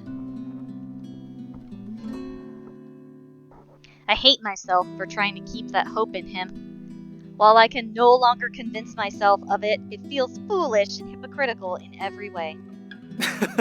Ash chuckles in spite of it. Now without a hint of his fatigue, but still light and unreserved, as if he's remembering a memory he's keen on. She's rubbing off on you. Who? Belle? Please, we're poles apart. A few years ago, maybe, but you're more alike than you think now. Otherwise, you wouldn't be saying that. Maybe it's just Zachary. You know, the big guy can also be like that. It's why Belle and him get along well.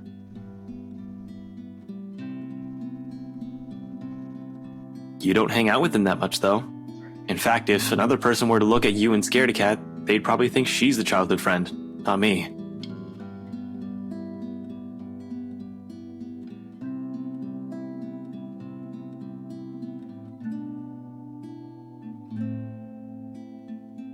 That gives me pause. More than anyone, he's the person who I'll always have a place for. He should know that. Yet I can't bring myself to refute it, or even be angry at him for the suggestion. There's only laughter when the question comes. Are you jealous then? Not really. It's hard to be when it's someone like her. It answers everything and nothing, but the hushed note his voice takes speaks volumes. Of things he will never openly state. Of questions we never thought to ask until now.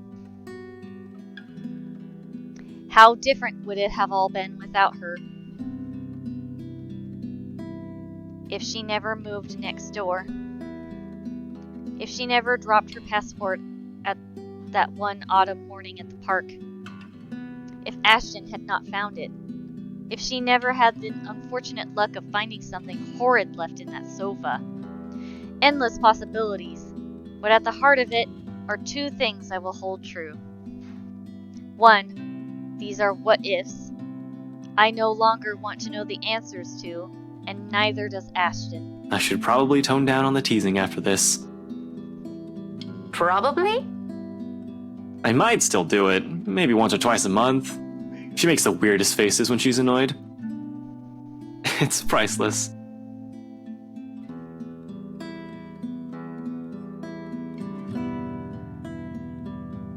But I'm sure she'd appreciate that. You were pretty merciless. Yeah, I owe her an apology. For a lot of things. I think I will. Apologize. I mean, when she gets better.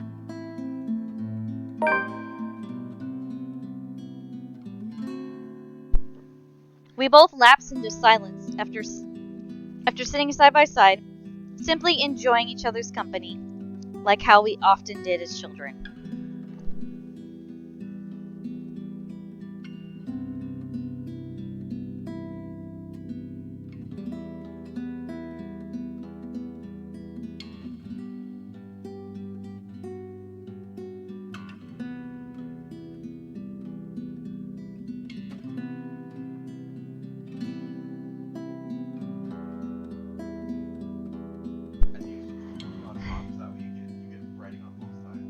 But it is in this moment the second truth resonates.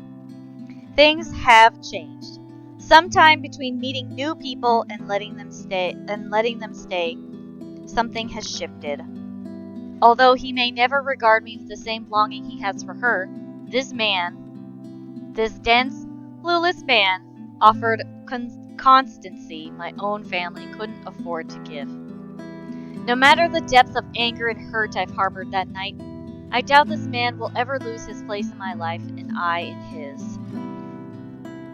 And even with a hollow ache, his next words rang. I just wish I could have said it to her a long time ago. Before any of this happened, I do care about her, despite everything. Only a hum of agreement makes its way to my throat. Acceptance. I know. No further words are exchanged after that, and perhaps it is for the better.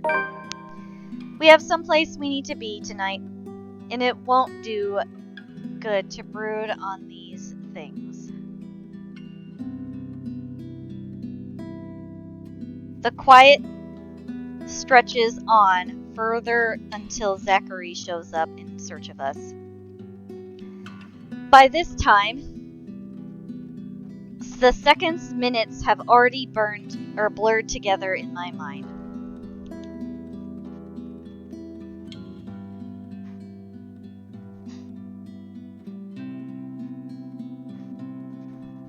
It must not have been that long, though, from his expression. Dark circles under his eyes, red rimming its edges.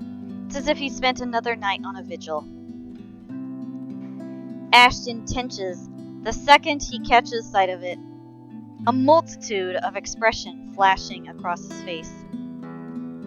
Confusion, apprehension, dread, all in a minute until it settles back to his usual impassive mask. If given the chance, he'd probably run back to see for himself, but Zachary raises a stalling hand before he can think of it. The nervous line in his mouth gradually melts into a smile. One resembling it. Lately, seeing a genuine one on any of us seems almost like a luxury. Nevertheless, Ashton lets it ease him. There's nothing else after all. She's stable now, but they've placed her back in a coma. She'll be under observation for the rest of the day, so no visitors for now.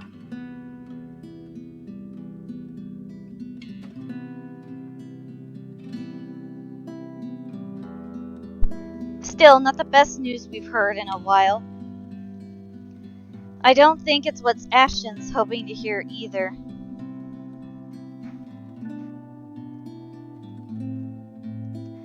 We're back to square one. Back to another waiting game with no clear end in sight.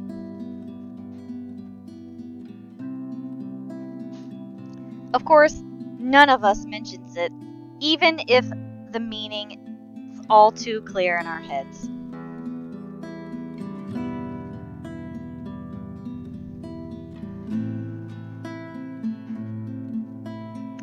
There's still, however, relief in this, something we can carry when the three of us leave the hospital for now.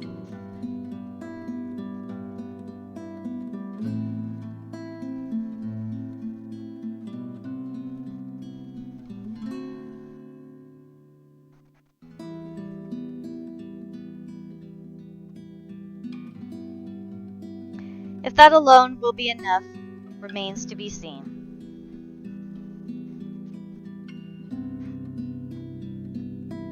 At least tonight, I'll have something to help take my mind off things.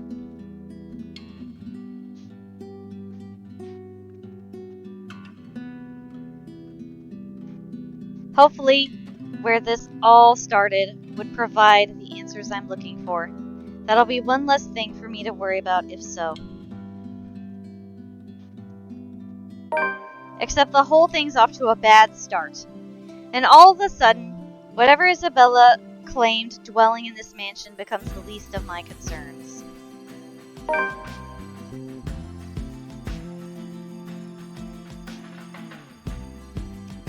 Severely underdressed is a total understatement to describe how I look.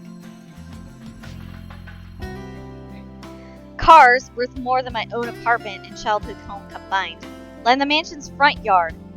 Men and women decked out in their best also flock near the entrance.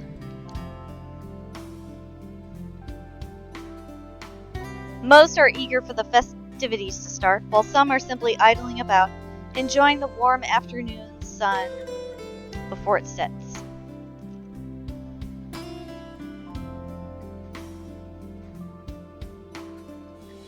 But once the woman standing at the front porch speaks, their undivided attention immediately shifts to her. Presumably, Miss Wright, from the confident manner she holds herself among present company. This, despite keeping a far simpler appearance than the rest of her own guests, or not having her husband beside her.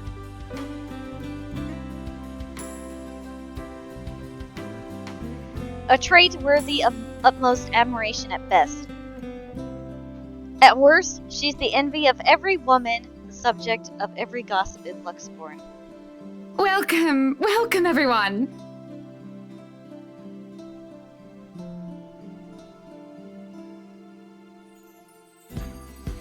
And Mum said we could have been good friends. I can't even picture myself mingling with the kind of guests she has. Though I admit, she does seem familiar now that I've seen her this close.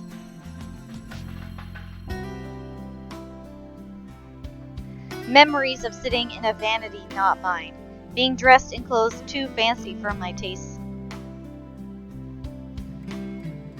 They flit briefly in my mind, until her cheerful tone rises above the buzz of her enraptured audience again. Please make yourselves at home.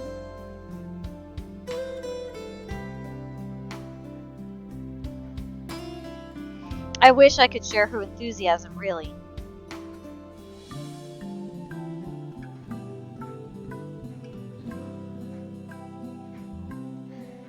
But being surrounded by all this extravagance, for the lack of a better term, merely makes me dread how the rest of the night might go.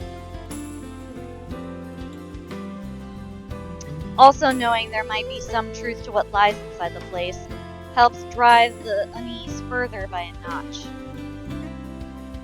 Ashton, on the other hand, Be careful with Shirley, alright?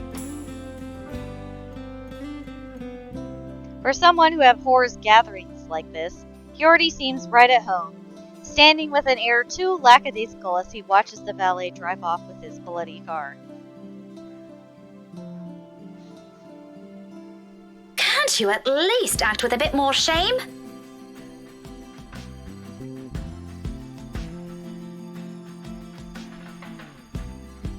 Becca, if I find a single scratch on Shirley, there will be hell to pay. I think this is the first time I'm seeing them arrive at this party together.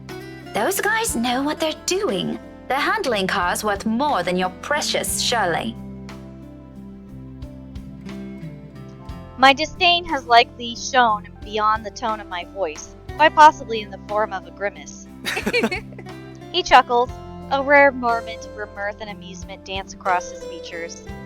Try as I might to pull up a stern glare, I can't help but join him instead.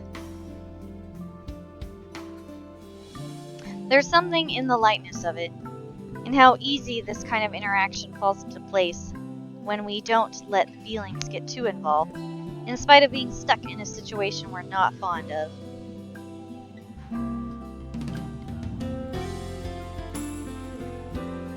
It brings back memories. However, the moment doesn't hold. All of a sudden, Ashton grows quiet. Chief?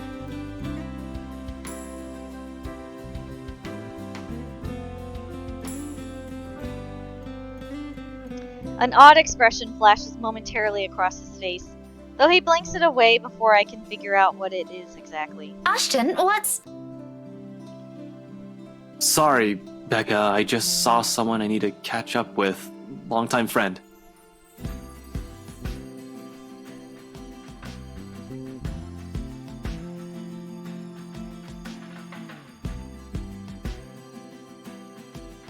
It doesn't help that he isn't even making an effort to spare a glance my way when he answers. Instead, they're focused at some point in the crowd,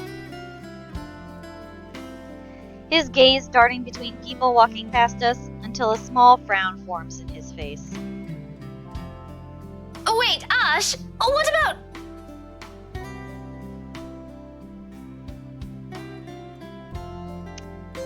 This won't be long. Be careful while I'm gone, okay?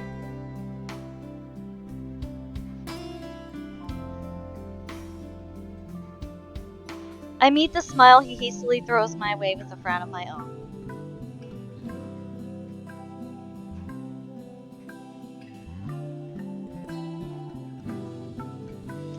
What does he mean by that? But before I can ask already, he has turned his back from me and is walking away, without a single explanation whatsoever. In some desperate effort, I try to catch up to him, if only to know what warranted this sudden departure and his odd warning at the end. Hey, be careful! About what Only for my attempts to be interrupted by a muffled ringing from my pocket. Mom's cheerful voice greets me as soon as I answer. Yes, I'm at the party already, Mom. Okay, so I'm gonna fast forward through this stuff because I think the party is gonna end up being the same as in the other route, so I'm gonna hit fast forward. Oh, it's different. Sweet. But when the call ends and I get to look up, Ashton's already heading inside. With a sigh and admittedly a little disappointment, I tuck my mobile back into my pocket and follow after him. How long was the phone call? Oh, it wasn't very long at all. Okay.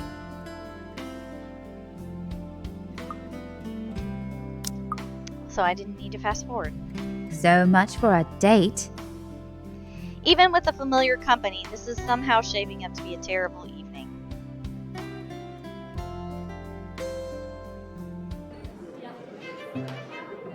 The party hits full swing an hour later. Now let's try fast forwarding. Right? If I didn't know any better, I'd say he only agreed to come with me for another reason. Yeah, he's here to keep an eye on the rights, Rebecca. I swear, the next person who asks, I'm dancing the night away with. Ashton can go fuck himself. You would catch his eye a lot better if you wore nicer clothes, don't you think? Her voice almost makes me jump, too focused on the gobshit wandering around the ballroom and my own annoyance to notice. If she's heard any of the profanities, I've muzzled, she's taken notice of my discomfort. Makes no comment on it, merely greeting me with a smile when I turn my attention to her.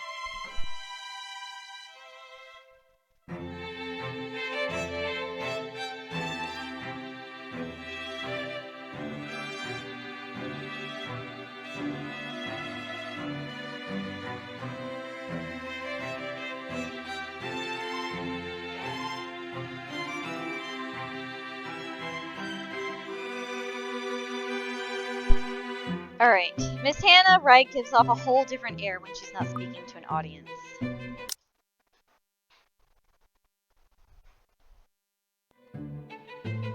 I haven't even sorted these things out for myself. Alright, so we fast forward creepiness. She's teasing him. I probably shouldn't have fast forwarded the party now that I think about it. Oh well.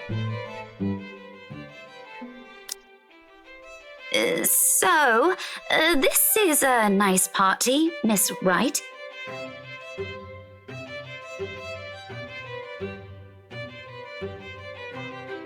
Though to be frank, I doubt she'll be so willing to pass this up. The topic has already captured her attention. Please, Anna's fine. We're friends of a sort, aren't we? We must be friends, seeing as I know about your little infatuation, Becky. Don't you worry, dearie. You'll have your happy ending yet. I'm not too concerned about that, am I? That's not what I'm looking for. Oh? And what makes you think that? Doesn't everybody want their happy ending? The idea of happy endings sounds like they're just for fairy tales. And they are, sorta. I don't think you can just sit around, trapped in some tower and hope for the best. If you love them, you have to fight for it, right? You're not just going to sit there and hope that everything will just fix itself on its own. Like everything, you have to work at it. I was gonna say, isn't that literally what you're doing? You're like waiting for Ash to notice you. Like you're waiting in the tower for your prince to show up. Maybe you should follow your own advice, Rebecca. Hypocrisy, that's what this is. How dare I preach about something that's exactly what I've been doing? Oh, I'm glad you have some self-awareness. No wonder I lost him to someone else before my own feelings are known. And then...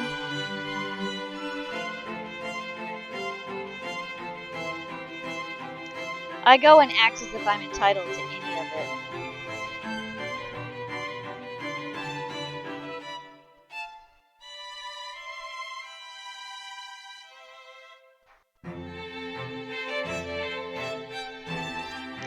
That by virtue of us growing together, he must return whatever I feel for him.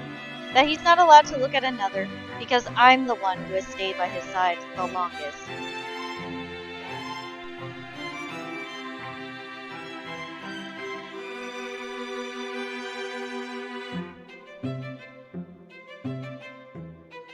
When in the first place, Ashton has always been his own person.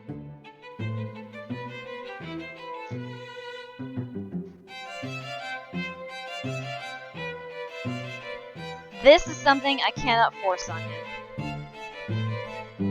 I can only hold on to these. Take care of it until the time comes I can confess it to him.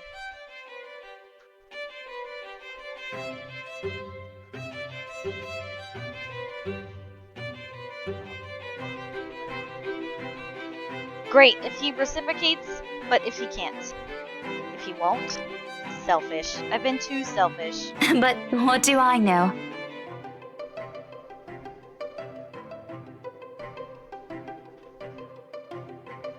I'm sure the daughter of the two greatest professors I've ever known is smart enough to know what she's talking about.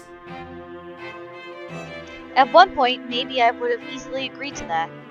However, the past weeks have also seen changes in the way I view things.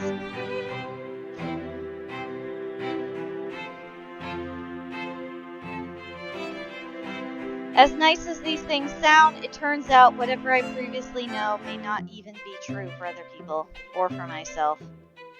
It is sobering, and almost funny how things I might have said with much certainty before now has doubts muddying each of them. But there will be time to mull about these later, because when a hush suddenly descends in the room, a whole different issue rears.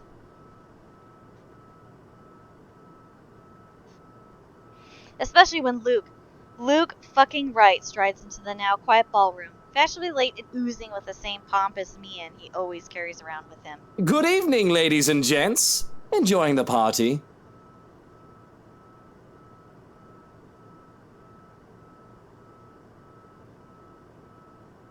I hope I'm not too late in welcoming you all to the Wright Mansion.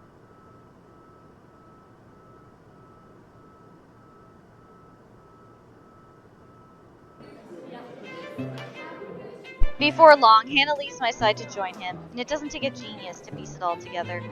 Welcome one and all to our humble abode. Tonight, if you have yet to find yourself in your roles, you are our ladies and lords of the court of your king and queen, if you would excuse my presumptuousness. So, enjoy the feast that has been laid out for your senses as we only allowed the best to be served. Enjoy the rest of your night, everyone! His attitude, the manner he carries himself around people, his unfamiliarity with that part of the city.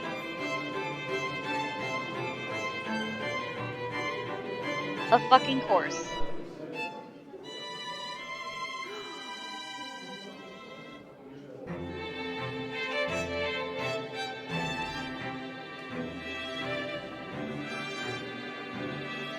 I should have known.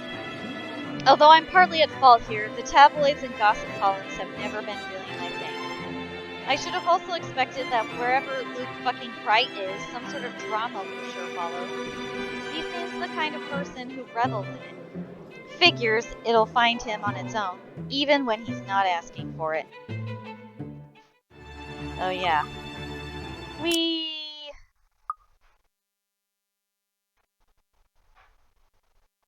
didn't have to lie to me. Alright, we're talking about Ash. He ignored me the whole evening, might have just left without saying anything, or knowing he obviously has some other motive for being here. Can't he at least trust his own friends for that? So she's upset that Ashton didn't hang out with her at all at tonight's party. The only relief to be had in this, perhaps, is Zachary's comforting smile when he approaches. He appears as disturbed when he stands beside me, fiddling with the buttons on his camera, even though the device is off. Eventful night, huh? You can say that again. It was awful.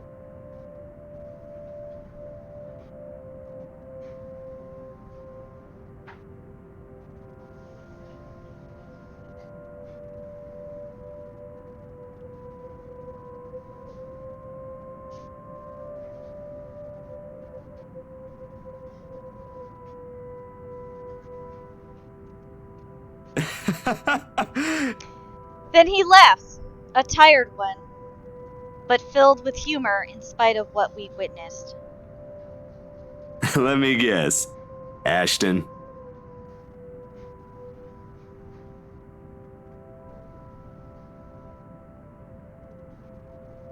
makes you think he's my problem?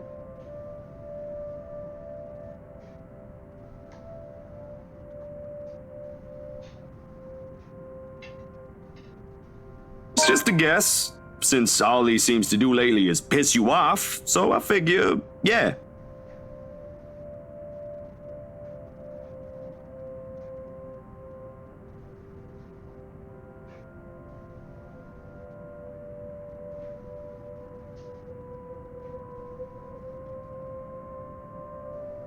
And, it's all in your face, actually.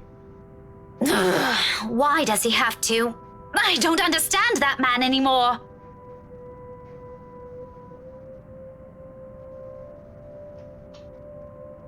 Like I always say, you should just... Oh, you can bet your ass we're going to have a very long talk. I'm not letting him off easy this time. I'm sure he has a good reason. He won't say it, but he likes being around us. Heck, we're probably the only people he likes. He ain't gonna ruin that for something stupid. He can be dense, but he ain't dumb. But that's exactly what I've been telling people, isn't it? We'll see about that. Let's just go. Are you done here? Yeah, no use staying when... Just then, the door to the ballroom slams open, and a very irate Luke marches out into the foyer. By now, most of the guests have trickled out of the mansion, leaving only a few loitering around the room. With his fury still at its peak boiling point, it's only natural he'll zero in on the tallest person within his temper blast radius. Although he's not really making an effort not to let the remaining people in the hall hear his tirade. Well, well, still here, I see. Having a grand time, aren't we? Every bloody goss in this fucking city has something to talk about tomorrow. Great news day, isn't it? I wonder what the headlines will be. Cheating husband lashes out at poor wife.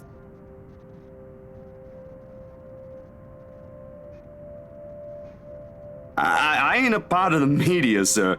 Miss Wright only hired me for the photos, nothing more. Oh, the photos! Of fucking course! How could I forget? Darling wifey needs a bloody souvenir, doesn't she? Something to remind her of how she humiliated her asshole of a husband.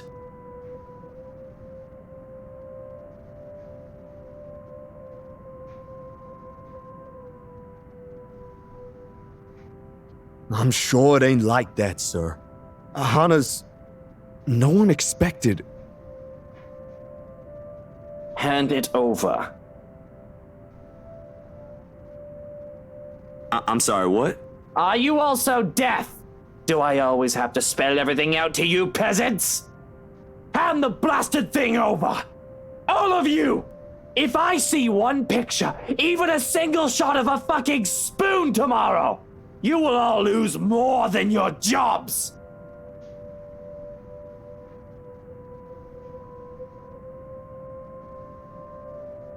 Now give me the bloody camera!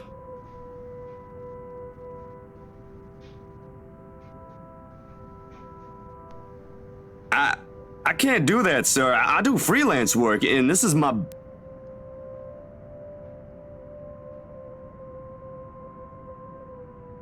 Do I look like I give a shite? Give it to me, or...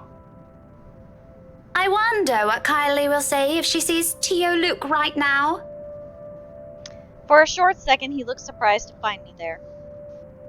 To be honest, I didn't realize I've spoken either until he turns a livid glare on me.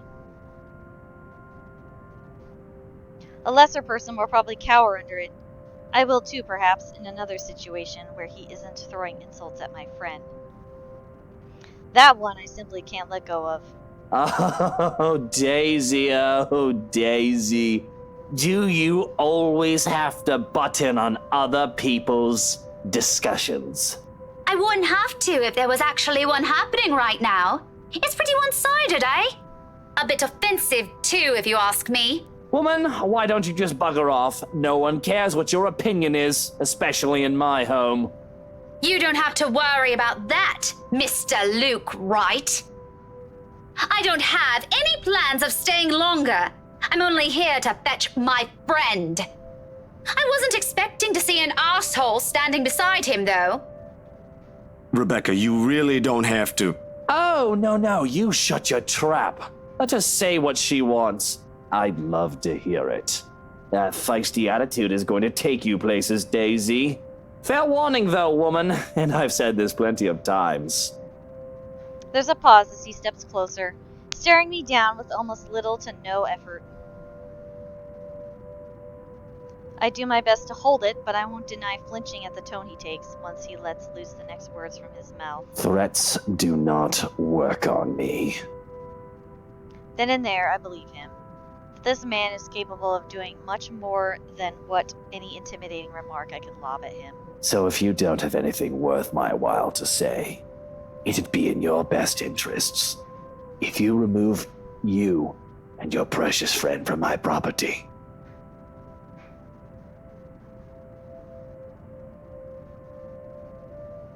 Now, before I get the security to drag you out. Another person takes that decision out of my hands. Come on, Becca. He ain't worth your time. Without wasting time, Zachary pulls me away from him.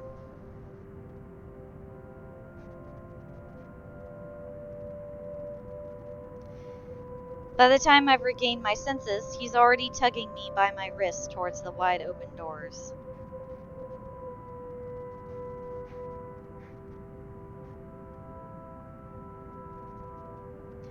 The stubborn part in me, however, the Bart who has seen the kind person he is when he's with Kylie, refuses to withdraw without flinging in a last retort. And here I thought you were a halfway decent guy. Whatever happened to the person his goddaughter looks up to? He was never there, Daisy. That man died a long time ago. You're better off not looking for him.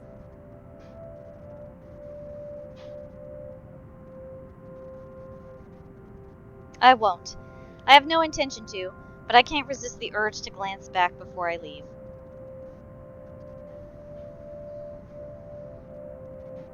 If only to have one last look at the man he really is. Perhaps I should be thankful this brief acquaintance isn't going anywhere.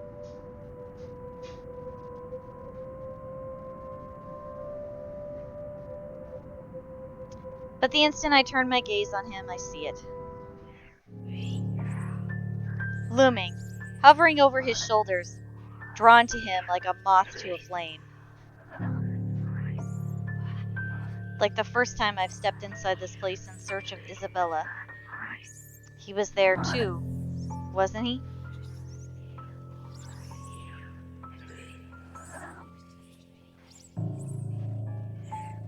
And that shadow.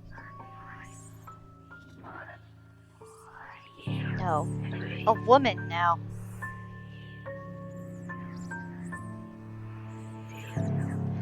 Her, no longer a dark blur. Terror rushes through every brain in my body.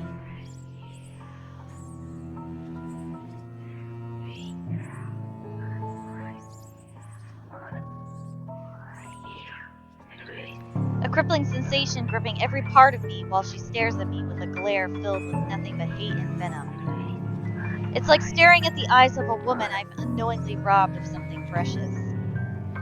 I try to say something, a warning, but Zachary's already leading me out of the foyer oblivious. And before I gather my wits and voice it out, someone shuts the door behind us.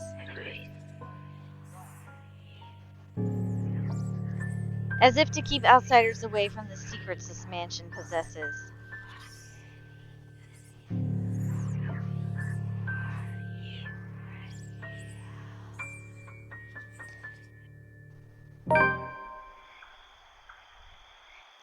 The brush of fresh air against my cheeks does little to dampen the chill in my bones.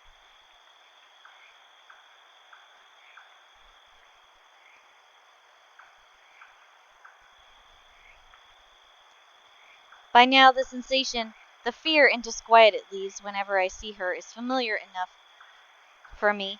Already it has made home in my nerves.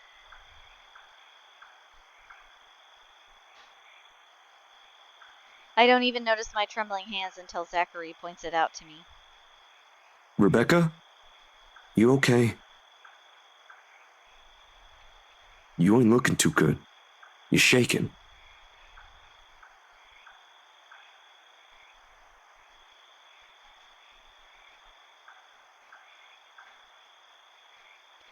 Hastily, I retract my hands from his hold, crossing my arms across my chest instead, in some lame attempt to keep the smallest movements down.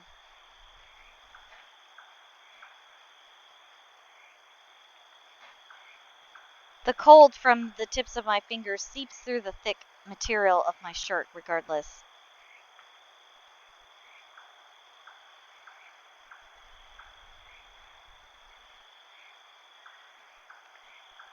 Neither of it helps bring together some semblance of coherent thought in my head.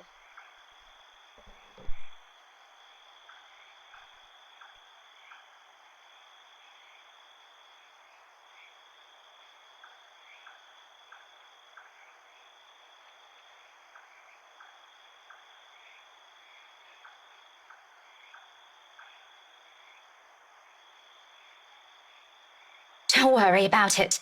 I'm good, Zachary, did you see anything back there? Oh, about what happened in the ballroom? Or... No, not that. In the foyer, right behind... Never mind. You go ahead of me. Someone has to warn him. I'll just catch a cab on my own. Warn him of what? Wait, Rebecca, did you forget something in there? I can... I turn away and walk before he can stop me with a word of protest. It's not wise. Coming back, that is, especially after what happened. But Hannah's still an old friend, and Luke's neither a friend nor an enemy. Just an acquaintance who doesn't deserve whatever misfortune that letter might bring. I can't just leave those two in there. Isabella's right. She's real, and there's something she wants from everyone who has read that. What took you so long? Let's go. I'll get the both of you back to the city. My mistake. The second his voice cuts through the crisp air is that I've allowed my annoyance to get the better of me.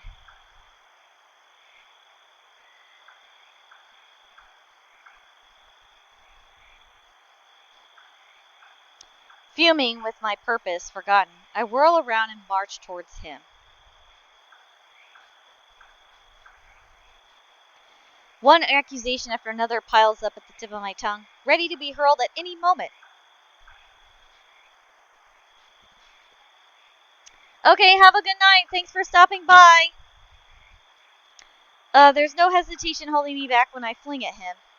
That straight face he keeps as I do so doesn't help my temper either.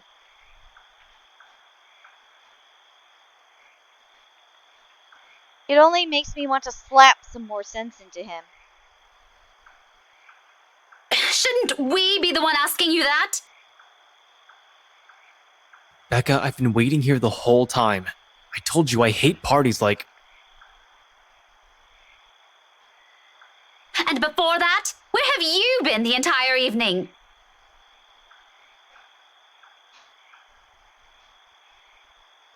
Right then and there, I might have forgiven him if he'd shown some ounce of remorse for leaving me like that. Maybe he could have looked away, given me a sign that my assumptions might be right.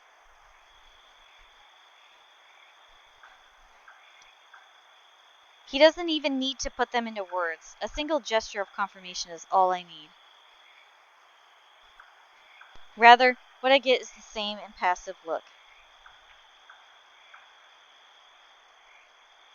He does that whenever he can't disclose anything. He does that whenever he's lying.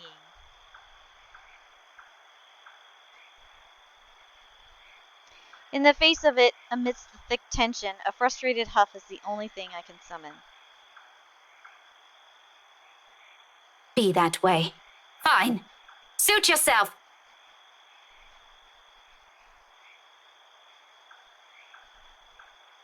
But don't you dare think this will be the end of this.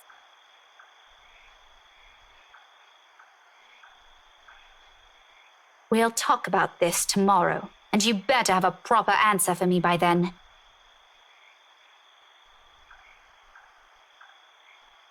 No more words. After everything I've seen and heard tonight, I'm already too exhausted for those. So without speaking any further, I simply stomp over to his car, climb inside, slamming the door behind me with as much force as my anger can show. They both follow after, and shortly we're on our way back to the city.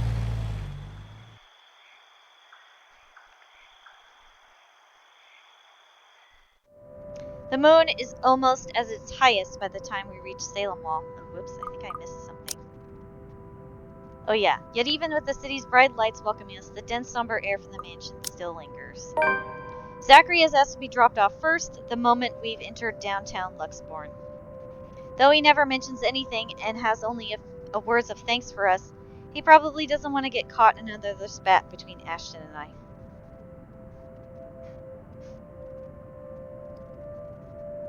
It's all too clear in his face. The poor man. I'll have to apologize for subjecting him to that some other time.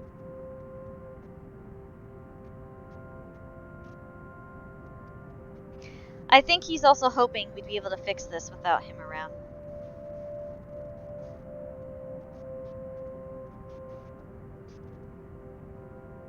Oh, how wrong he is.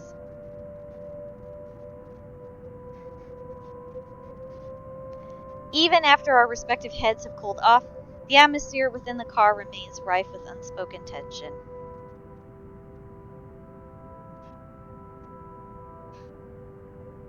This isn't a problem so easily fixed with a few handshakes.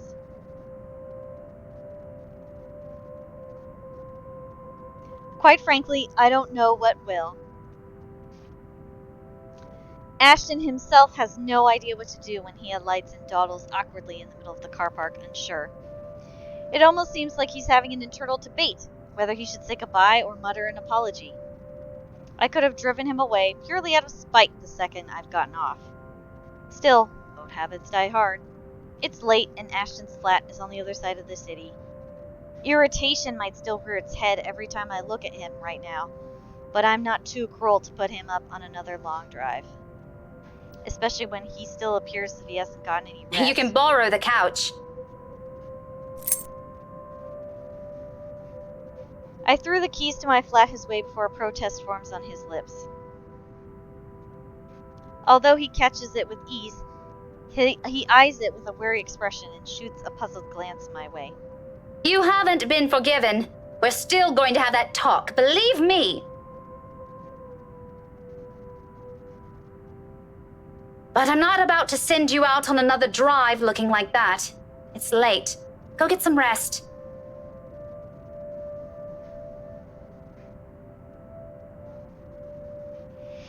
We're setting aside a lot of loose ends like this, but he appears to have accepted that reason, at least in the meantime. He does give me another questioning glance when I shove past him, pulling my mobile in the process. Where are you going? I thought... You go ahead upstairs. I need to contact Professor Andrew.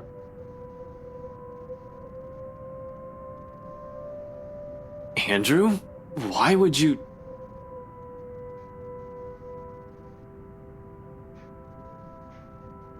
Oh, no. Please.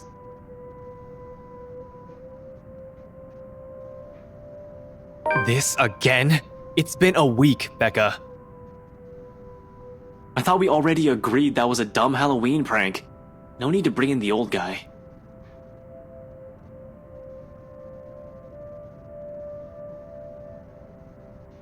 Of course, he's still skeptical. It makes one wonder if he's even seeing anything at all. Figures this curse will stay away from the scoffer. But this is another loose end tonight. I can't just leave alone, Ashton's beliefs notwithstanding. It just so happens that it's one I can delve into using means other than taking a look at the mansion itself. Ashton, do you really think I still give a shite after that stunt you pulled tonight? No, but this is.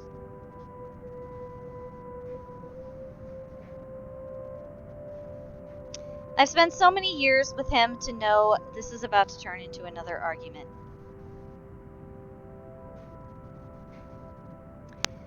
Before he can finish, I cut him off with a firm raise of my hand. Look, I don't care. There are weird things happening around here. And yes, it's Isabella's brand of weird. Ghostly voices, strange sounds, and a bloody woman sitting at the back of my car. You don't have to believe me. And I no longer have the patience to convince you, so just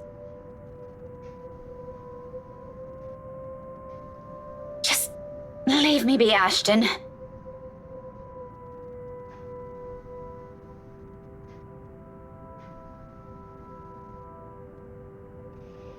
He doesn't push it, growing quiet instead, although I know he has the whole case of it prepared inside his head.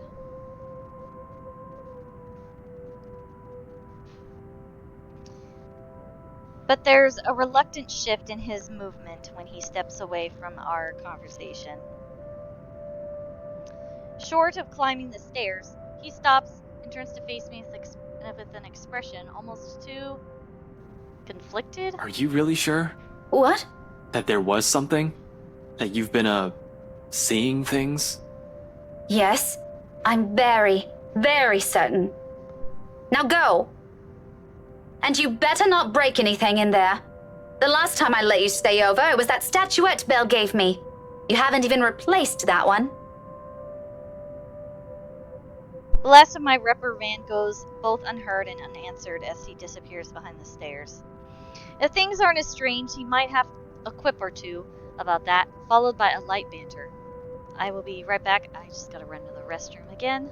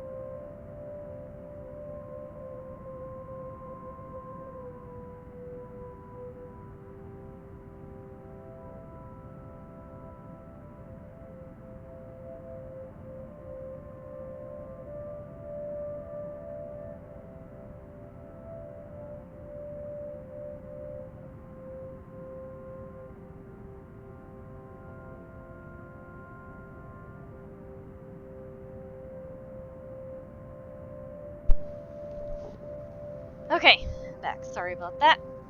Instead, for a long moment, I'm left staring after him. There's something in the way he asks it that nags, coupled with his expression. The whole exchange just feels unsettling.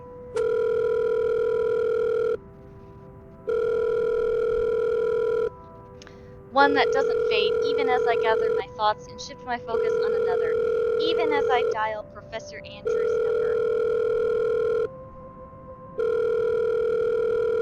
And that is when it clicks. During the long wait for the professor, one stray thought emerges from the unease. Ashton has not intended for his question to be a jibe. It's concern. For what, though? For my well-being? The letter's curse? The woman I mentioned? The answer is for those who have to wait, however. Oh, right. We've done this before. I'm going to fast forward.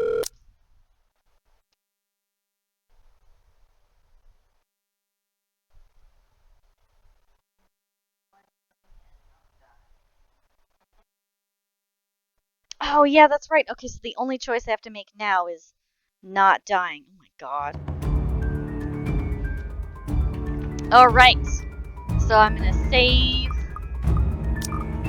And I'm gonna choose this spot. And I'm going to write this down. So I don't get...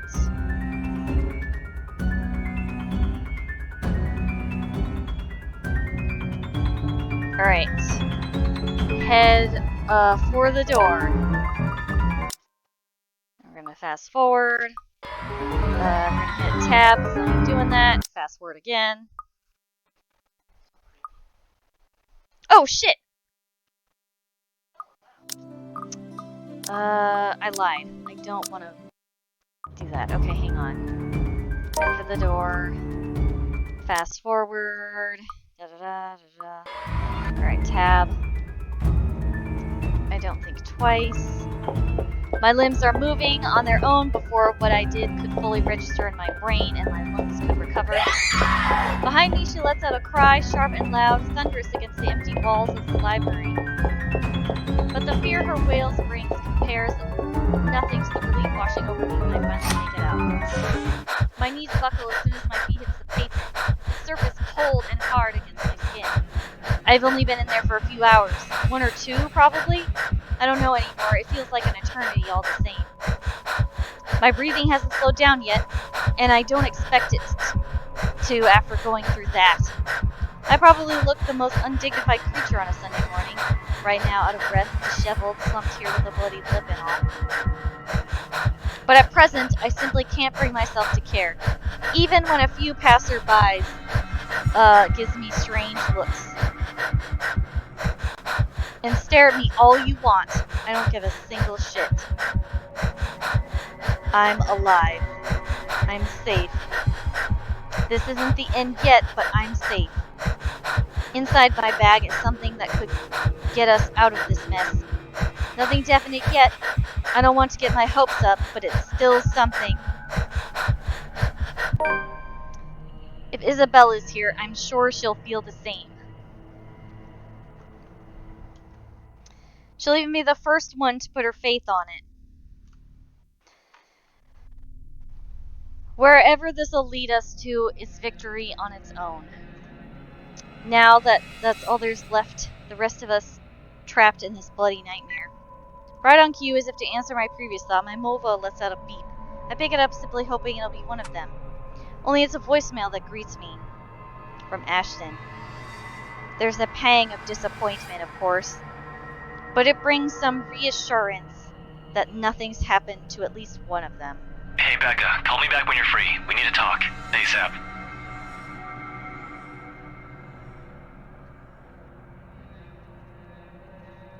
Ah, shit. I pushed the wrong button. Damn it! He ends it right there. The message, less than a minute long, curt, and gives nothing away. I let it ease my worries regardless and do as he asks. Because this too is another triumph for us. One less thing to worry about.